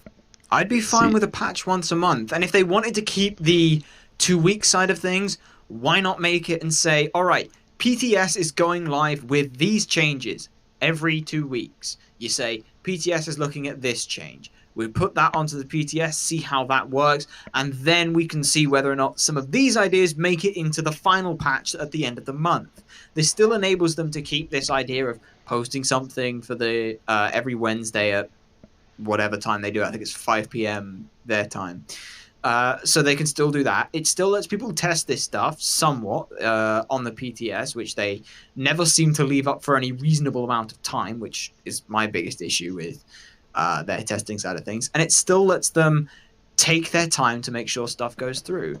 Because ultimately, the easiest, or not necessarily the easiest, but the most surefire way I can think of to make sure that a change that shouldn't go through doesn't go through is you take the patch that you've got that's live now, you go down a list of all the changes that you said you're making, and you manually put those in, and don't just copy the PTS or internal server and make that the live one. Yeah, it's exactly what you have to do. Like, honestly. But that takes a load of time. And if that takes a load of time that they don't have, then they shouldn't really be doing that. I mean, they pushed... It used to be that patch went live like 6 days before... after the patch notes. It came out on like a Tuesday, and for a lot of EU that ended up being somewhat of a Wednesday, but that was fine. It gave them the week. Now though, people are also looking at, all right, we want to test stuff on PTR. When's PTR coming live? And they're trying to push that. So not only do they have the whole, all right, can we make sure everything's ready for the patch, but we also then say, when's PTR going live? Can we work with PTR? Is PTR going to be buggy? If PTR is buggy, how do we fix that? And that is another big issue in of itself. And someone that Dukesloth looked at and said in a video and said, why don't you just say that PTR comes out tomorrow, or it comes out 5 hours after this, or whatever? Give yourself a deadline. Don't just say we're going to make it out as soon as possible, because that puts everyone under a load of stress and pressure. And give yourself more than 5 days to test something on the PTR. Like, we don't even get that. That's the problem. PTRs that I've seen in the past have been literally a day before they've said, all right, we're taking this to internal servers. Which, fair enough, you have your own ideas of what you want to test, but to me, if they want to look at something for someone to look for bugs or issues or get a feel for something, you need a lot of people to do it a lot, and you don't have a lot of time to do it with. The thing with test data is the more data you have, the better chances you have at catching it. And with such a short time frame for the PTR to be up, you don't have a large sample size of data right there in front of you to help you make these decisions. So, without it going into the internal servers, at which point then God only knows what Hi-Rez are actually doing with their internal servers. If they believe Arachne to be in a good place on their internal servers. I still don't like those numbers. Well, stats-wise, I guess she is. That is another topic for another time. I won't get too sidetracked with that. No. All I'm going to say on that is that the numbers that they gave us were very specifically picked numbers that they gave us. Yeah, well, we have all the stats now, right? There's one guy that basically pulls them every day as well. But that's pretty... And they're somewhat accurate, from what I've heard. Mm-hmm. And yeah, what I just want to say real quick about the entire patch thing is I think it should be possible, absolutely, for Hi-Rez to push out a patch every 2 weeks. Again, if they sort of limit themselves to mostly customizing, right? And if they don't do that, then yeah, that's gonna cause issues. But it doesn't look like that's what they do. They don't release a new item that has new mechanics that aren't yet in the game every 2 weeks, right? They release new mechanics when new gods come out or when big item changes happen. Month. Yeah, and we do the same thing. Like they seem to have too much going on for every patch. You know, you get your skins, you got your balance ideas, you got every 2 patches you get your new god. Like you've got too many things that you're trying to do with every patch. I want to see that out. Just what I think, right, is I think the fact that their patches are buggy, I don't think it comes down to them not having enough time, and even if they have enough time, they should hire more people. I think it comes down to either their programming, the base programming of the game, just being very sloppy, or... Well, they are because they're using Unreal Engine 3 right now for Smite, which is, again, I don't know super large amounts of it, but I know that there is at least Unreal Engine 4, so... Yeah. You can tune up a car as much as you like. At the end of the day, it's still a 30-year-old car, so it's still going to have inherent flaws with it because of its age. And with PC and technology and stuff, that just accentuates every 2 years, let alone 30. Just what I think, right? Either it's the sloppy programming, which could be due to the engine. I don't have a lot of experience with sort of the gaming engines that are out there, or it is just because the way they manage their entire change process is not set up well enough. I think for now, slow it down, get it refined to a system where at the end you're actually turning around and saying, this patch is ready to go. We could put it live now, but we won't. We'll save it another 4 or 5 days or however long you end up doing it. Get it to the point where you could put out a patch every 2 weeks. Then put out a patch every 2 weeks. Don't just say, bang, every 2 weeks, and then scramble to try and do it. Get it so that once a month, and you get it, and it's perfectly flawless, and you have time to spare on it. Then look at how you can improve on that system. Then look at how you can make it faster. Speed up the process shortly by shortly. Then say, we'll put out the patch slightly early. Because then what it also does is people get excited that a patch has come early. Rather than, patch is early, I wonder how buggy it's going to be this time. Why did you put a patch out early? Just stop putting patches out early and fix the patch, please. It makes it look like a good thing that a patch has come out early. Yeah. I'm just confused still by how much their patches mess up from time to time. Especially the last 2. Yeah, there have been a lot of issues that probably shouldn't have been. I mean, I get when a new god comes out, they can't test every interaction with every god. Which again, point of give people more time on the PTS to test everything. Are enough people really playing PTS though? Because I know I haven't played PTS in 2 seasons. Well, the other issue I have as well is the download link that you have for PTS is incredibly old. You will have to go back. It's like season 2 age of if you look on the Hi-Rez forums for the PTS, the download link, the one in the forum piece, which doesn't actually work anymore, is from 2014. It doesn't work. That link doesn't work. And then you get one from 2015. So you're still going back 2 years of updates that you're going to have to re-download. Yeah, so, I'm not doing that. Yeah, exactly. You're not going to do that. You're not going to wait an hour to download PTS to then find out if it's actually going to be live or at a time where you're around. Yeah. It's silly. It's just silliness. Yeah. Anyway, having talked about the entire patch thingy, let's talk about another thing that came out with this patch, which is, of course, the nightmare mode for the adventure that is currently going on. And as of the recording of this show, it has apparently already been beaten. And I think we're recording this show around 24 hours after the patches come out. Maybe a bit longer. Something like that. Yeah, it's Day to Remember did it on his stream, I believe. So they went through it. They've got a bunch of changes for the hard mode, but honestly, I have a feeling that a lot of people may already have worn their welcome out with hard mode, just because it takes a very long time and there is a lot. I mean, a lot of grinding still to go in that game mode. I haven't even played it yet. Yeah, the issue, one of the issues that I have with it is they decreased the strength of the buffs that you have. They also removed Soul Eater from that map.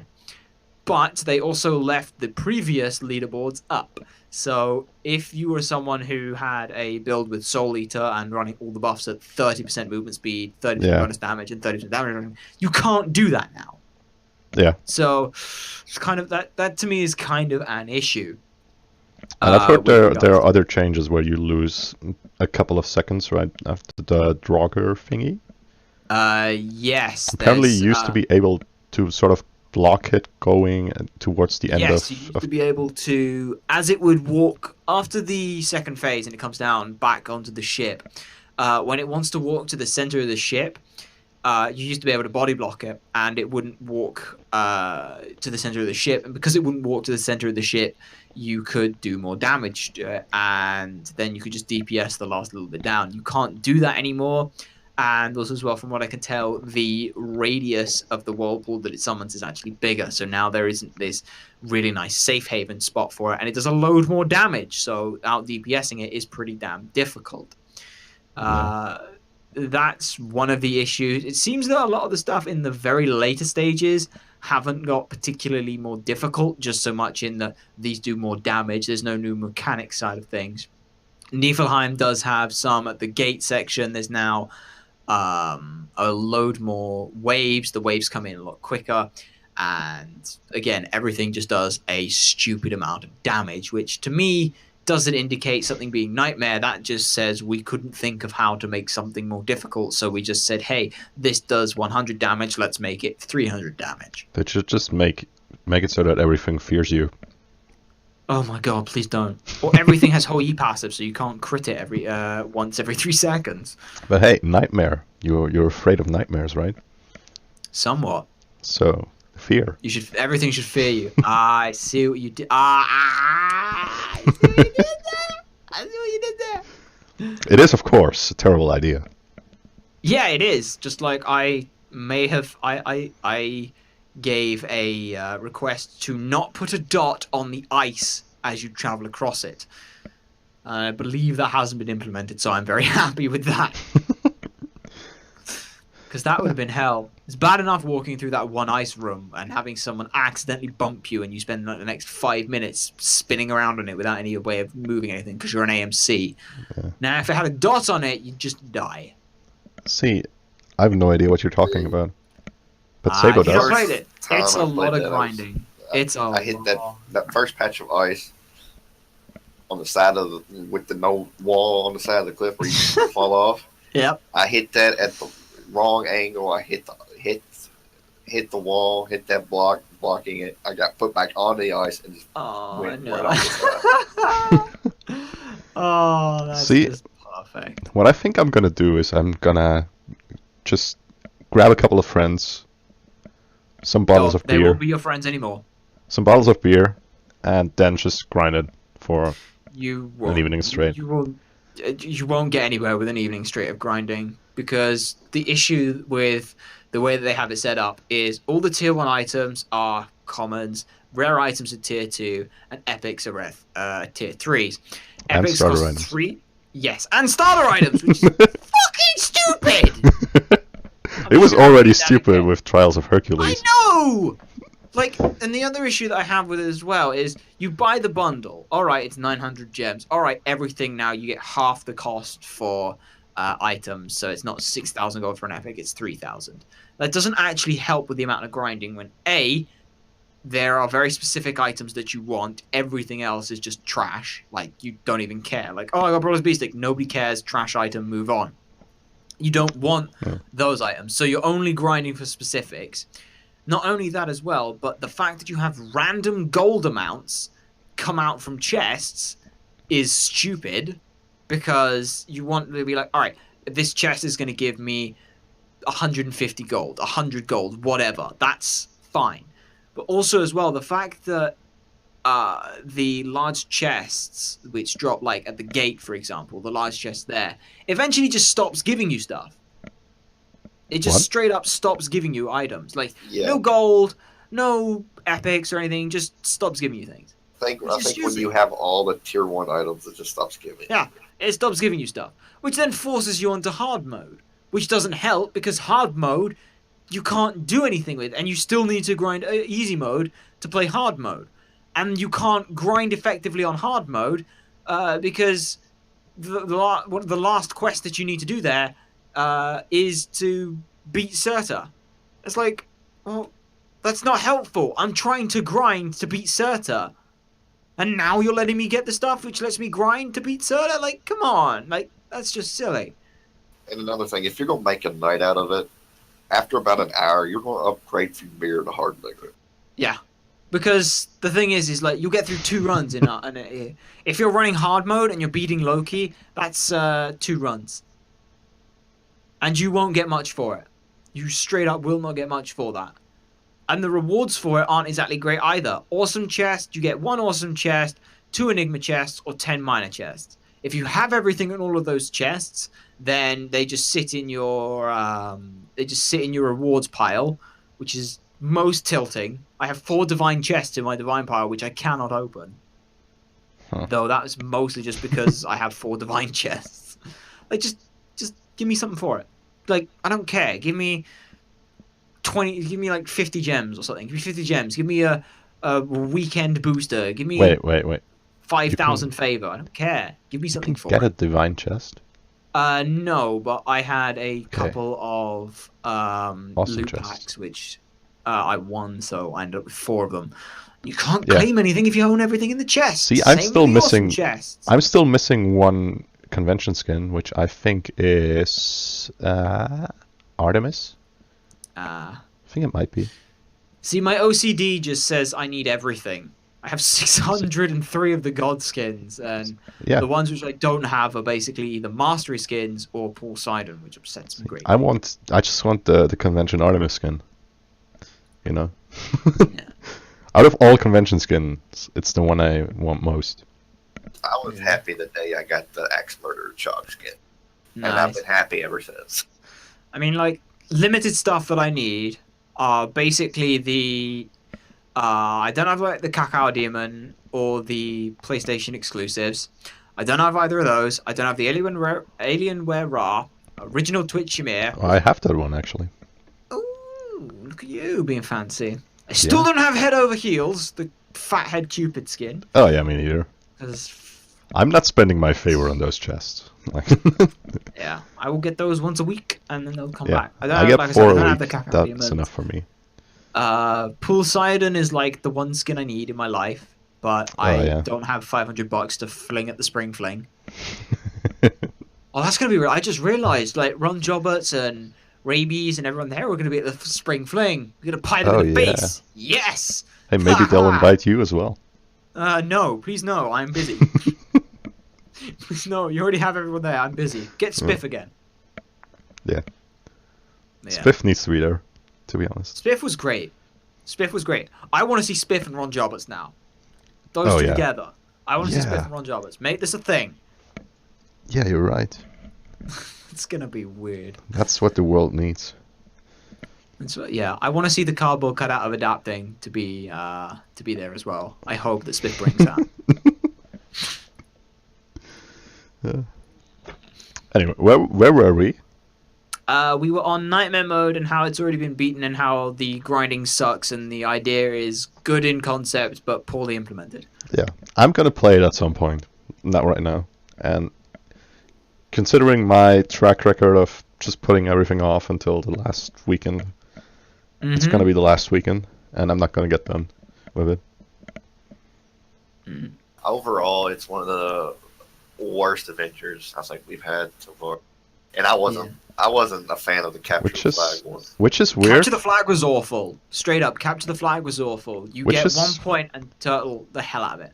That was Nike's path to victory. Essentially, you Yeah. had Hercules, Anubis, Ymir, Artemis, and Loki. You play those, you get like 1 billion gold, and you just capture the flag. And the problem with it was if you turtled, then you just won. You straight up just won. You turtled after you got the first point. You just turtled, and that was all you did. Wow. Because What I you was just gonna waste 10 minutes. say is I think it's weird that this adventure is the worst one, considering that Trials of It's the last King one. Hercules. That Trials of King Hercules was probably the best one overall. Yeah, I wouldn't be happy with a year of go-kart racing. dude, Oh, God, I no. fucking love the go-kart racing. The collision detection No, it was so shit, terrible. Yeah, that's the but entire I reason why it was still kicked terrible. ass at it. I still fucking kicked ass at it. Like, just don't fight anyone, and you're fine. You Like, I learned can't those maps do inside and out. you can't do a good karting game without having good collision detection. It's Yeah, impossible. you can. It's just And crap. Harris fucked it up massively. They did, but it was still my favorite. It was still my favorite. No, Trials of King Hercules was much better. Yeah. Corrupted Arena got boring after a while. Trials of King Yeah, that got Hercules. boring because people just started saying, "All right, then I'm just gonna play regular arena, and there's now holes here," and it got boring I just really needed fast. see if you wanted to have fun, you needed to play Kuzenbo. It's the first time he was Kuzenbo ever spectral viable armor. in anything. Kuzenbo and then put spectral armor on him, so you stand near it, and then when someone goes to push you off, they get feared into it themselves. Yeah, it's brilliant. I always liked playing Anhor and jumping over the Kuzenbo as he was trying to push me off. Well, That was Anhor was fun. crazy That good was as a lot well. of fun. I usually just went with just like full CDR, and that was the first game mode where people started realizing that Relic Dagger is actually really good. Oh yeah, I just played Xing like- Chen with Relic Dagger all the time. So good. So good. I love that game. That was a good game mode, but again, as you said, the issue with a lot of them is they just wear their welcome out really fast. And to me, it didn't seem like Trials of King Hercules did that because it was sufficiently hard, right? At least for me, it was. It was reasonably hard, yeah, and the problem that they tried to fix with it for the second one was like, alright then, well, we know that there's a lot of grinding in it. Let's just A, make the grinding harder and longer to do, which sucked, but also as well, let's just take a game mode, and hard mode was never used because hard mode was the one you were grinding for, so everyone went to easy, went up to the boar, killed the boar, and then left. They then Yeah. tried to get around with that by having chest stop dropping you stuff, which A is stupid and B doesn't help the grinding situation. But also then they just pushed back even further, so it takes you even longer to start grinding up. The whole point of the grinding is it's mindless, it's boring, but it's quick. And it has to be quick. Otherwise it just is otherwise that boring and monotonousness doesn't ever feel like you're getting anywhere with it. There are very few games that can make grinding fun, and the adventures are not some of them. Like Plus, already also the as well, first one already wasn't. Nothing feels better than grinding up 3,000 gold to get freaking like Death's Toll.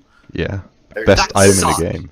That actually sucked, and I don't see why they didn't just say, "Oh, you bought the bundle. Here are all the starter items and boots." Like, who the hell cares that you've got the starter items and boots? There comes the point in World of Warcraft where you just quit leveling ults and you just play the main. Indeed, indeed. The grind is over with. I'm tired of doing it. Just let me play the damn game. Yeah, You can I never grind played flour World as of much as you Warcraft. want, but it doesn't ever make a good sandwich. That's a new little mantra / motto thing. You can take that. I will coin it though, but that is mine. You have my permission to use it. I will have to think about that for a while. Just reflect on what it means, what it says about life. You can grind. I think that was quite prolific. Now you can grind flour as much as you want, but it doesn't make a good sandwich. I think there are a lot of ways you can read that, so it's a good quote. That's Oh, I think we've exhausted most of the topics we've had. We've now moved on to the psychological ideas of. Yeah, we've grinding. come full circle. We have. I mean, people don't know about it because that was before I started recording. True. But we started a have whole come idea- full circle. The whole philosophical idea of what it truly means to be ready. Yeah. The thing is, you can switch out a couple of words in your saying, and it can really, really mean something way worse. Yeah, I gave you permission to use my quote, not to change my quote. Yeah. So, anyway, there are a couple of things we could discuss now, if we wanted to. The Do we meat want of to? The patch. Oh, the meat of the patch. Yeah. Like, we sort of touched over it with the idea of the triple tank meta. Most of it is buffing mage items, specifically the base items and the tier 1s, to try and help push those up into the meta to say, hey, there are mages. Put your mage in the mid. Stop running double hunters. Is You know- basically what Hi-Rez is saying. In You that know what would situation. bring mages back? If they were viable? If you changed the pen on pen boots from 15 flat to 15%. If you did that, that would ruin pen boots. Because remember, that also allows the guardians to run it. Yep. There's an issue. That's the intrinsic. Fair enough. That is the intrinsic link. Every Yeah. mage item can be bought by every guardian. I didn't think this through. You're right. No, Right. and that's why Just put more power one on of it. the only way. But then guardians can pick that up, and because guardians don't need the additional damage too much, it just helps push them up even higher. Just got and their then- scaling. Yeah. All right, so you cut the scaling, but they still have the base damage, so they don't care. Unless you want the guardians to do nothing but be a wall, Yes, please. even then they probably would still get picked up. Yeah. The only way I could see changing the actual tankiness of characters would be to go and change the numbers that they use for diminishing returns. For those who don't know what that means, oh boy, do I have some fun explanations for you. Diminishing returns was the idea that 100 protections will mitigate your damage by 50%. So if I hit you with a base stat for 100, but you have 100 protections, provided I have no pen for that, of course, you will only take 50 damage. However, 150 protections will only protect you for 66%, and it gets this very nice curvature as it curves down towards 325 being the maximum amount you can get. Wait. 200 gives you 66. Is it 200? Something like that. So the formula is, right, it's 100 times the damage you're dealing, divided by, and that's in brackets, the divided by, divided by 100 plus the protections you have. Yes. So you After get this 10. nice curvature which curves down. It never hits full mitigation, but at the same so- time, it never. I was going to do bad. the math real quick, right? So 100 plus 100 times 100 is obviously 10,000, divided by Hold on a second. 100. 100 plus 200 is 300, so it's 10,000 divided by 300. Okay, is a for third. for those listeners out there that are not Sorry if we bored you all. It's 33.3 The damage, concept- basically. concept Yeah, of it's- diminishing returns, if you think about it in normal MMO type games, is when you reach a soft cap on a certain stat, where if you overcap that stat, you start losing Effectiveness. Yeah. effectiveness, Mm. not only with that stat, but in regards to other stats because you have overcapped that one stat. Yeah. Yeah. Or basically That's what happens. the way you can describe it with... Go ahead. If you think in WoW, if you have a soft cap on critical strike at 30%, Yeah. when you get over that 30%, that's when you're really starting to hurt yourself by building critical strike. Mm. Yeah. And so So- that's the basic concept of diminishing returns. So the way protections work in Smite is the less protections you have, the more mitigation each individual point of protections gives you. Basically. But it does still value to have some amounts. But however, Of course, yeah. let's say that they changed it from, say the base number. We're just gonna see what happens if I put 5 in there. So instead of dividing it by 100 plus your amount, the idea behind this is 100 divided by 100. If you had 0 protections, will just equal the true value that you have already. Yeah, exactly. This is still the case for what it is, but what it would mean is the situation is if you lower the number underneath the dividing line, then protections do a lot more earlier than they do higher level. So and you would increasing it, obviously have to do the same thing to the multiplier on the damage on the other side. Yes. Because if you were to just say, all right, take that 100 plus your protection value and say 200 plus protection value, that would mean at 0 protections, you would only do 50% of the damage. So Exactly. it's kind of awkward. So let me just tweak it so it actually works better. There we go.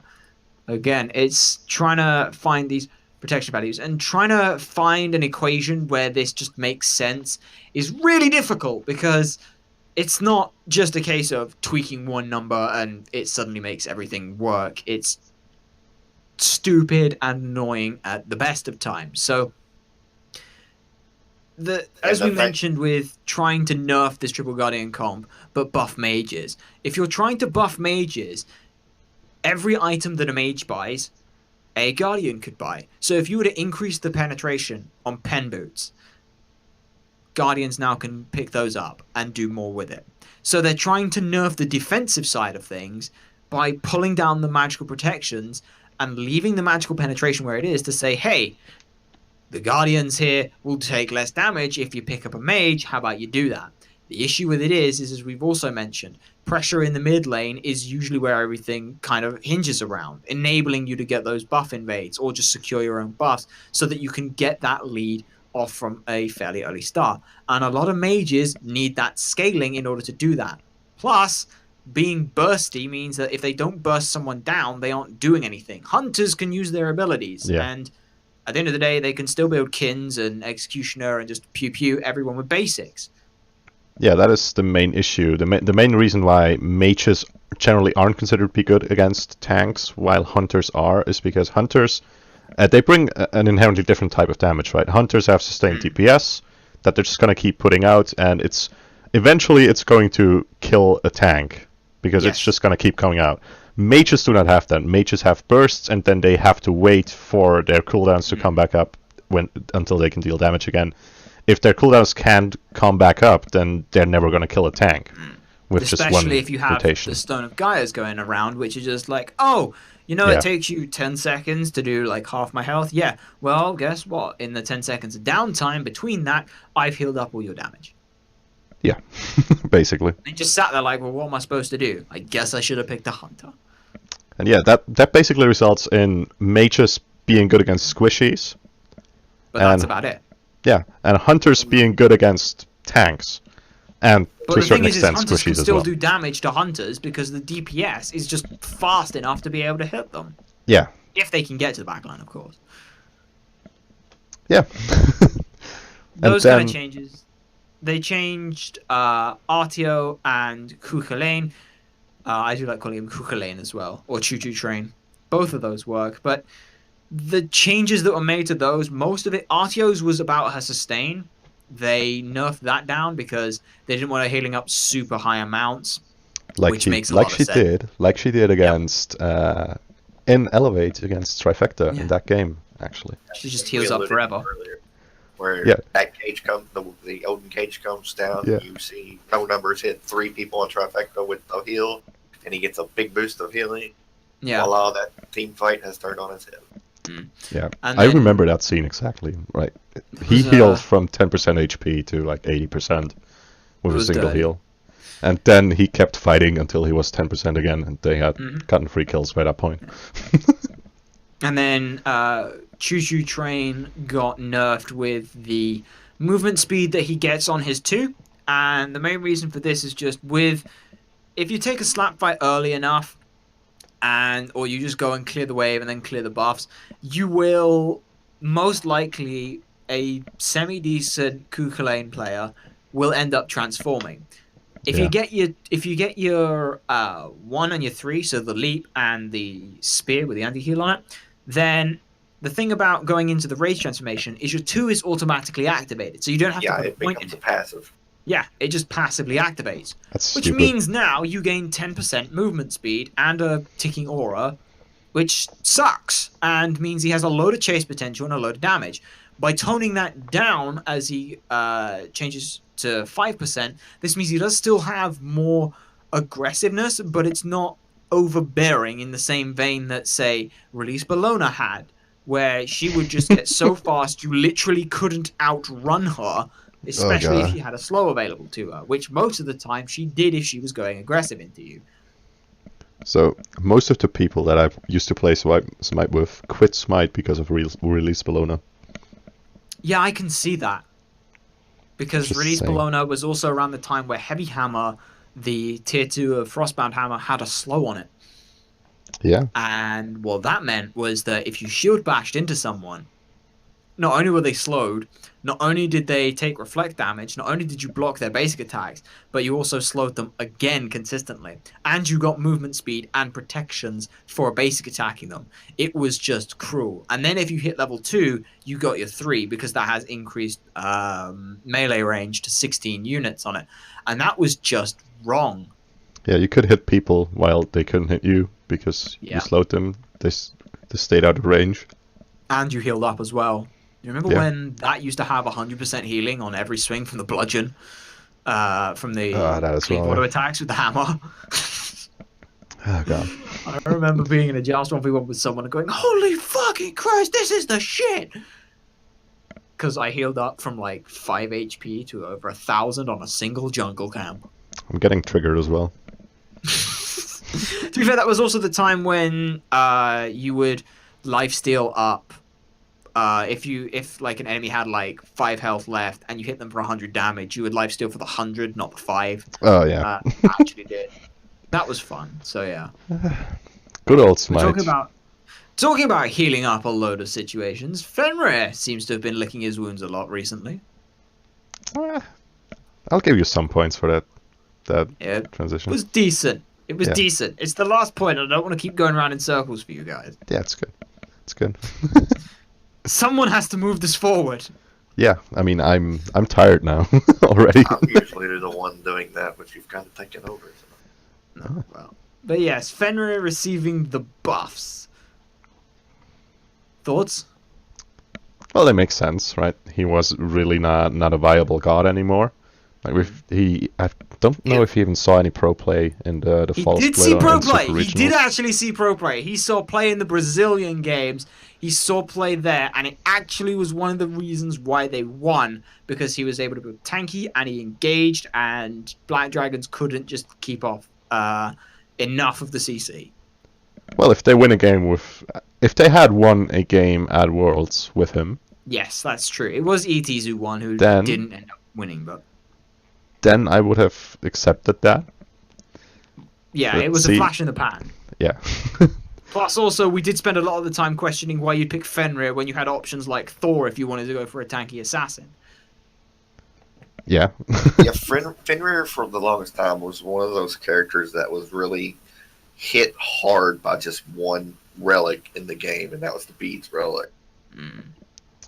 Yeah, But at the same time, Ares was as well, and people thought that when Beads got a change, every game was going to contain an Ares because holy shit, he can pull everyone. Yeah, well, to be fair, like the thing with Ares, why it's not necessarily comparable is because Ares can potentially take away 5 beats with one ult, whereas Fenrir will get at most one. Mm-hmm. And the changes, a lot of them were quality of life changes, but they were in the same vein as Cupid's quality of life, where the basic gist of it is let's make him slightly more playable. So for Fenrir, he no longer consumes his stacks he no longer consumes his runes when he uses Seething Howl, which means you can actually use this ability now before you leap in, because a lot of the times Fenrir says, I need my runes because I need to stun someone. And that was the only reason you ever wanted to use your runes. You didn't want to use it on your 2 unless you were trying to sustain up off a camp. You didn't want to use it on your 3 because your 3 was so interruptible and put you into a vulnerable state. It was all about just using it for the 1. And if you were lucky, sometimes you'd use it on the ult as well. Yeah, the only time you would have used it on the 3 is for really early camp clear. Yeah. Because the AoE effect, it's basically going to kill the small minions while you use it on the big one. Mm. But even then, it's a very limited use. And outside of that, the 1 was basically the superior option in all cases to use your runes on. Yeah. And it still really is. I think the change to Brutalize is where we're going to see the most impact. Brutalize, to begin with, was a very strong early game ability with how much damage is there. But the worst thing about it was that you put yourself out of position. It's like using overhead smash late game. You're just throwing yourself into a position where you're standing slightly still and not doing that much damage. And they added the protections. It's 5 at level 1 plus 1 per level while channeling the ability. So at late game, that's only 25 protections. Well, that's still 25 more than he has. That's 25 more than he has, but where you're going to see him most effective is early game. Level 5, he already has 10 extra protections than what he normally would. And 10 protections at level 5, just number-wise, is a lot more useful than 25 protections at level 20. Yeah, definitely. So you're going to get more use of those protections early. And with an ability that has so much damage on it, you're with these protections, you're more willing to use it early. Because it has 200%. That ability has 200% scaling on it. The numbers that you see when you look at the tooltip, you've got to multiply that by 4. Remember that. Yeah. So the fact that you can now also as well have that hitting to the side, you can have that whilst not worrying too much about the protections value that you've got. It's pretty useful for him. Plus as well, now incorporate as well the fact that you have Seething Howl and you gain, you just have so much physical power on that. They buffed that as well so that it now goes up to 80 physical power on it, which is, to me, nuts. Yeah, they buffed the base value to be in between where it used to be, and with the non-steroid version and the rune enhanced version, right? Because the rune enhanced version used to take it up to 105 power. I think it was 70 base and went up to 105 because obviously you get 50% more, which is 35. Don't need to do maths here. Point being, you also as well had physical lifesteal as well of 30%. That goes up to 35. I think one of the changes they could have seen is because they implemented it with Soul Eater, I kind of would have liked to see Seething Howl say, for this duration, you also gain it off your abilities as well. I think that may help Fenrir a little bit more, but hope that, again, that's maybe pushing the goal a little too far, one way or the other, but it could be interesting, because then he can actually use Seething Howl to go in, follow up on Brutalize. He's tankier and can still sustain a little bit of the damage, and he has Unchained for the leap as well. Ragnarok mostly got adjustments to quality of life. It has a slightly bigger cone now, and you can see the area where you're supposed to be biting, which is nice. Yeah, that's huge, because I can't tell you how many times I've played Fenrir and popped my ultimate only to think I'm grabbing someone and not actually grab them like that. It's the old days of Flappy Bird with Kabrakan and his one, where before that had the haste passive on it. It was just like, damn it, I missed. Damn it, I missed. Oh, the abilities run out now. Yeah, I remember that with Kabrakan as well. What I remember about Fenrir is the first time I actually played him, I didn't know that you had to manually go grab someone with your ult with a left click, right? So the first time I ulted, I just ran at them, and I was wondering why I didn't pick anyone up. Oh, that's great. That's great. I think my favorite interaction between two ultimates is Fenrir and Aphrodite. And it was a bug for the longest time, and I don't know if they fixed it. But if Fenrir's ulted in the Ragnarok form, and as soon as he starts to bite you, you ult as an Aphrodite, you just launch into the air. And you just keep and it was a bug interaction between two ults for the longest time. Oh man, that rivals the Janus being able to fall out of the old Jasper. I remember one interaction like that as well, where you just fly up in the air, and it is with Chalk. I don't know if it's still in the game, but I think a lot of people don't know that you can cancel the Trident dash that he does. You can cancel Torrent? The torrent dash, yeah, that's what it's called. You can I think you cancel can that? cancel the dash, or at least you used to be able to. And if you cancel it while inside a wall, you just fly up. God. They may have fixed that so you can't cancel it, but they used Maybe. to have. Not sure if I ever things you used reported to it to them. But You ever used to cancel your tier ult when it because it still gave you your CC immunity, so you could go into the animation for tier ult and then cancel it? nah, I don't remember You had that. CC immunity on that. You had CC immunity on tier ult, but you could cancel it, so you just used it for having CC immunity. As if tier was not already like Yeah. good against They had, CC they in had a general. bunch of gods that had things like that. Like Bastet used to have 1 second of CC immunity after she landed on pounce. Which was Agni dirty. used to have it in his Agni dash. used to have it on his dash as well, which is just silly. Oh, there are Yeah. a lot of things that happen. Remember- But those are all things in the past. Oh, Raijin didn't have CC immunity. He just was untargetable. Raijin was untargetable the moment he went into his 3, Yeah. which was stupid. Yeah. Because Well, it was still better than CC immunity. Ugh. Not by much. Yeah. That Well, was if you're complete- playing Ares, No, it is by That much. was worse, to be fair. That was complete immunity. Yeah, unless you're playing Ares. True, but you had to chain him first. Yeah. No, like the idea is right. If it's complete CC immunity, if he times it correctly, it's going to cancel an Ares ult, right? Ah, I see. If I don't know it's if he just can if do it just makes him untargetable, he still gets pulled because Yeah, he's that's still true. chained. I don't know. I don't think I could ever test that though.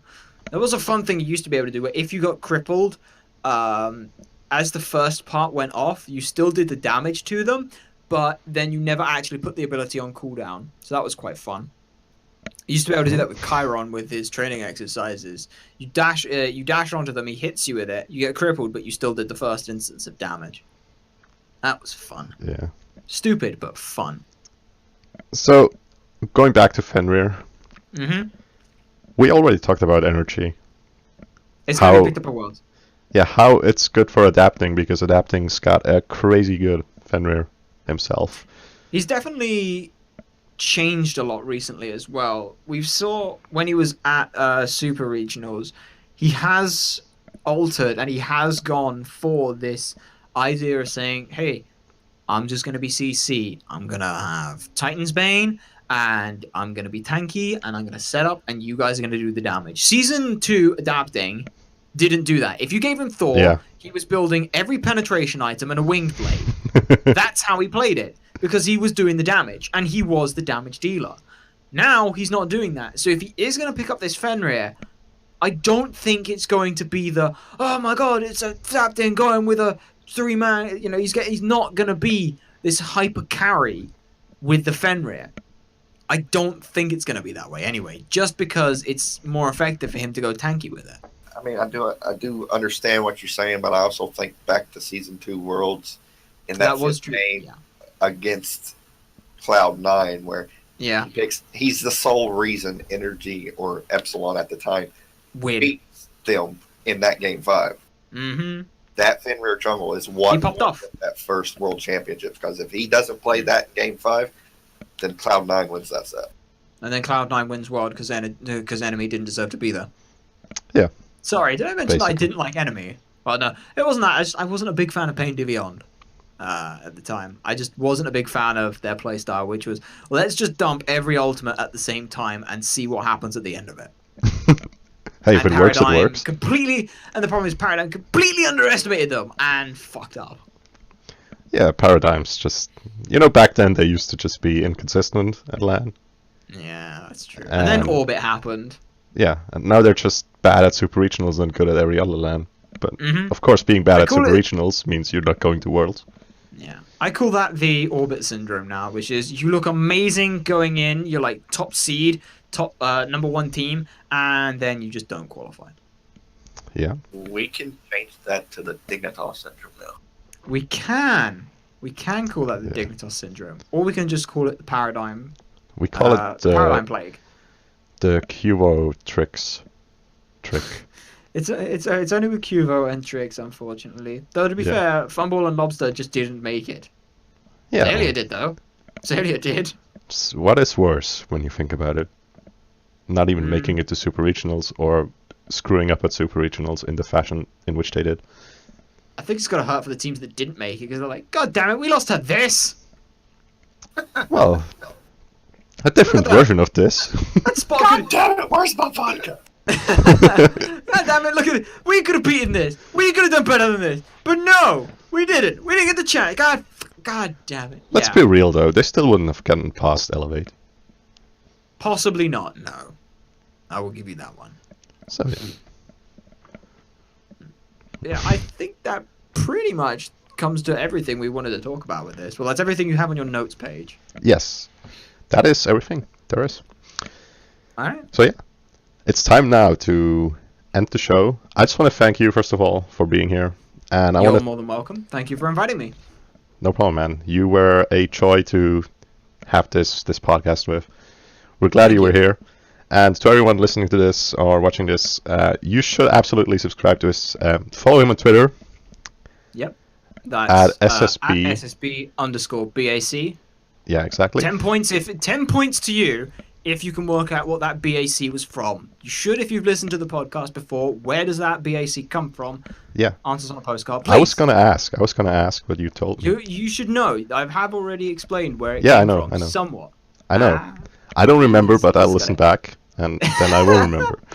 See. You can DM me. You can DM me your answers. Yeah, I will. Don't worry. Yeah. So, I forgot the rest of my outro. Damn it. Start it again.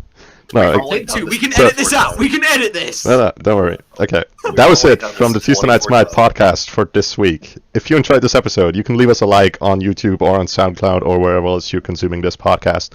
If you want to be notified when new episodes come out, you can follow us on SoundCloud, you can subscribe to us on YouTube, you can follow us on Twitter as well, where we always post notifications when new episodes come out as well. And since you're already going to be on Twitter to follow Blur, you can follow us as well. Makes perfect sense. I can indeed. Yeah, you, the random viewer. Mm-hmm. And yeah. Just don't on anything Roby like links because there's a lot of nudity in it. I'll just try to avoid that. What? What? I don't link nudity. What are you talking about? Has my Twitter been hacked? I'm confused now. Anyway. Now you see. Now I forgot the rest of the outro again. 24 times, everybody. 24 times. Thinking. All right. No. Thank you all for watching, for listening, for consuming this podcast in any way, shape, or form. And thank you two guys, Sabo and Blur, of course, for being here with me today to record this thing. And with that all said, good night, good Smite.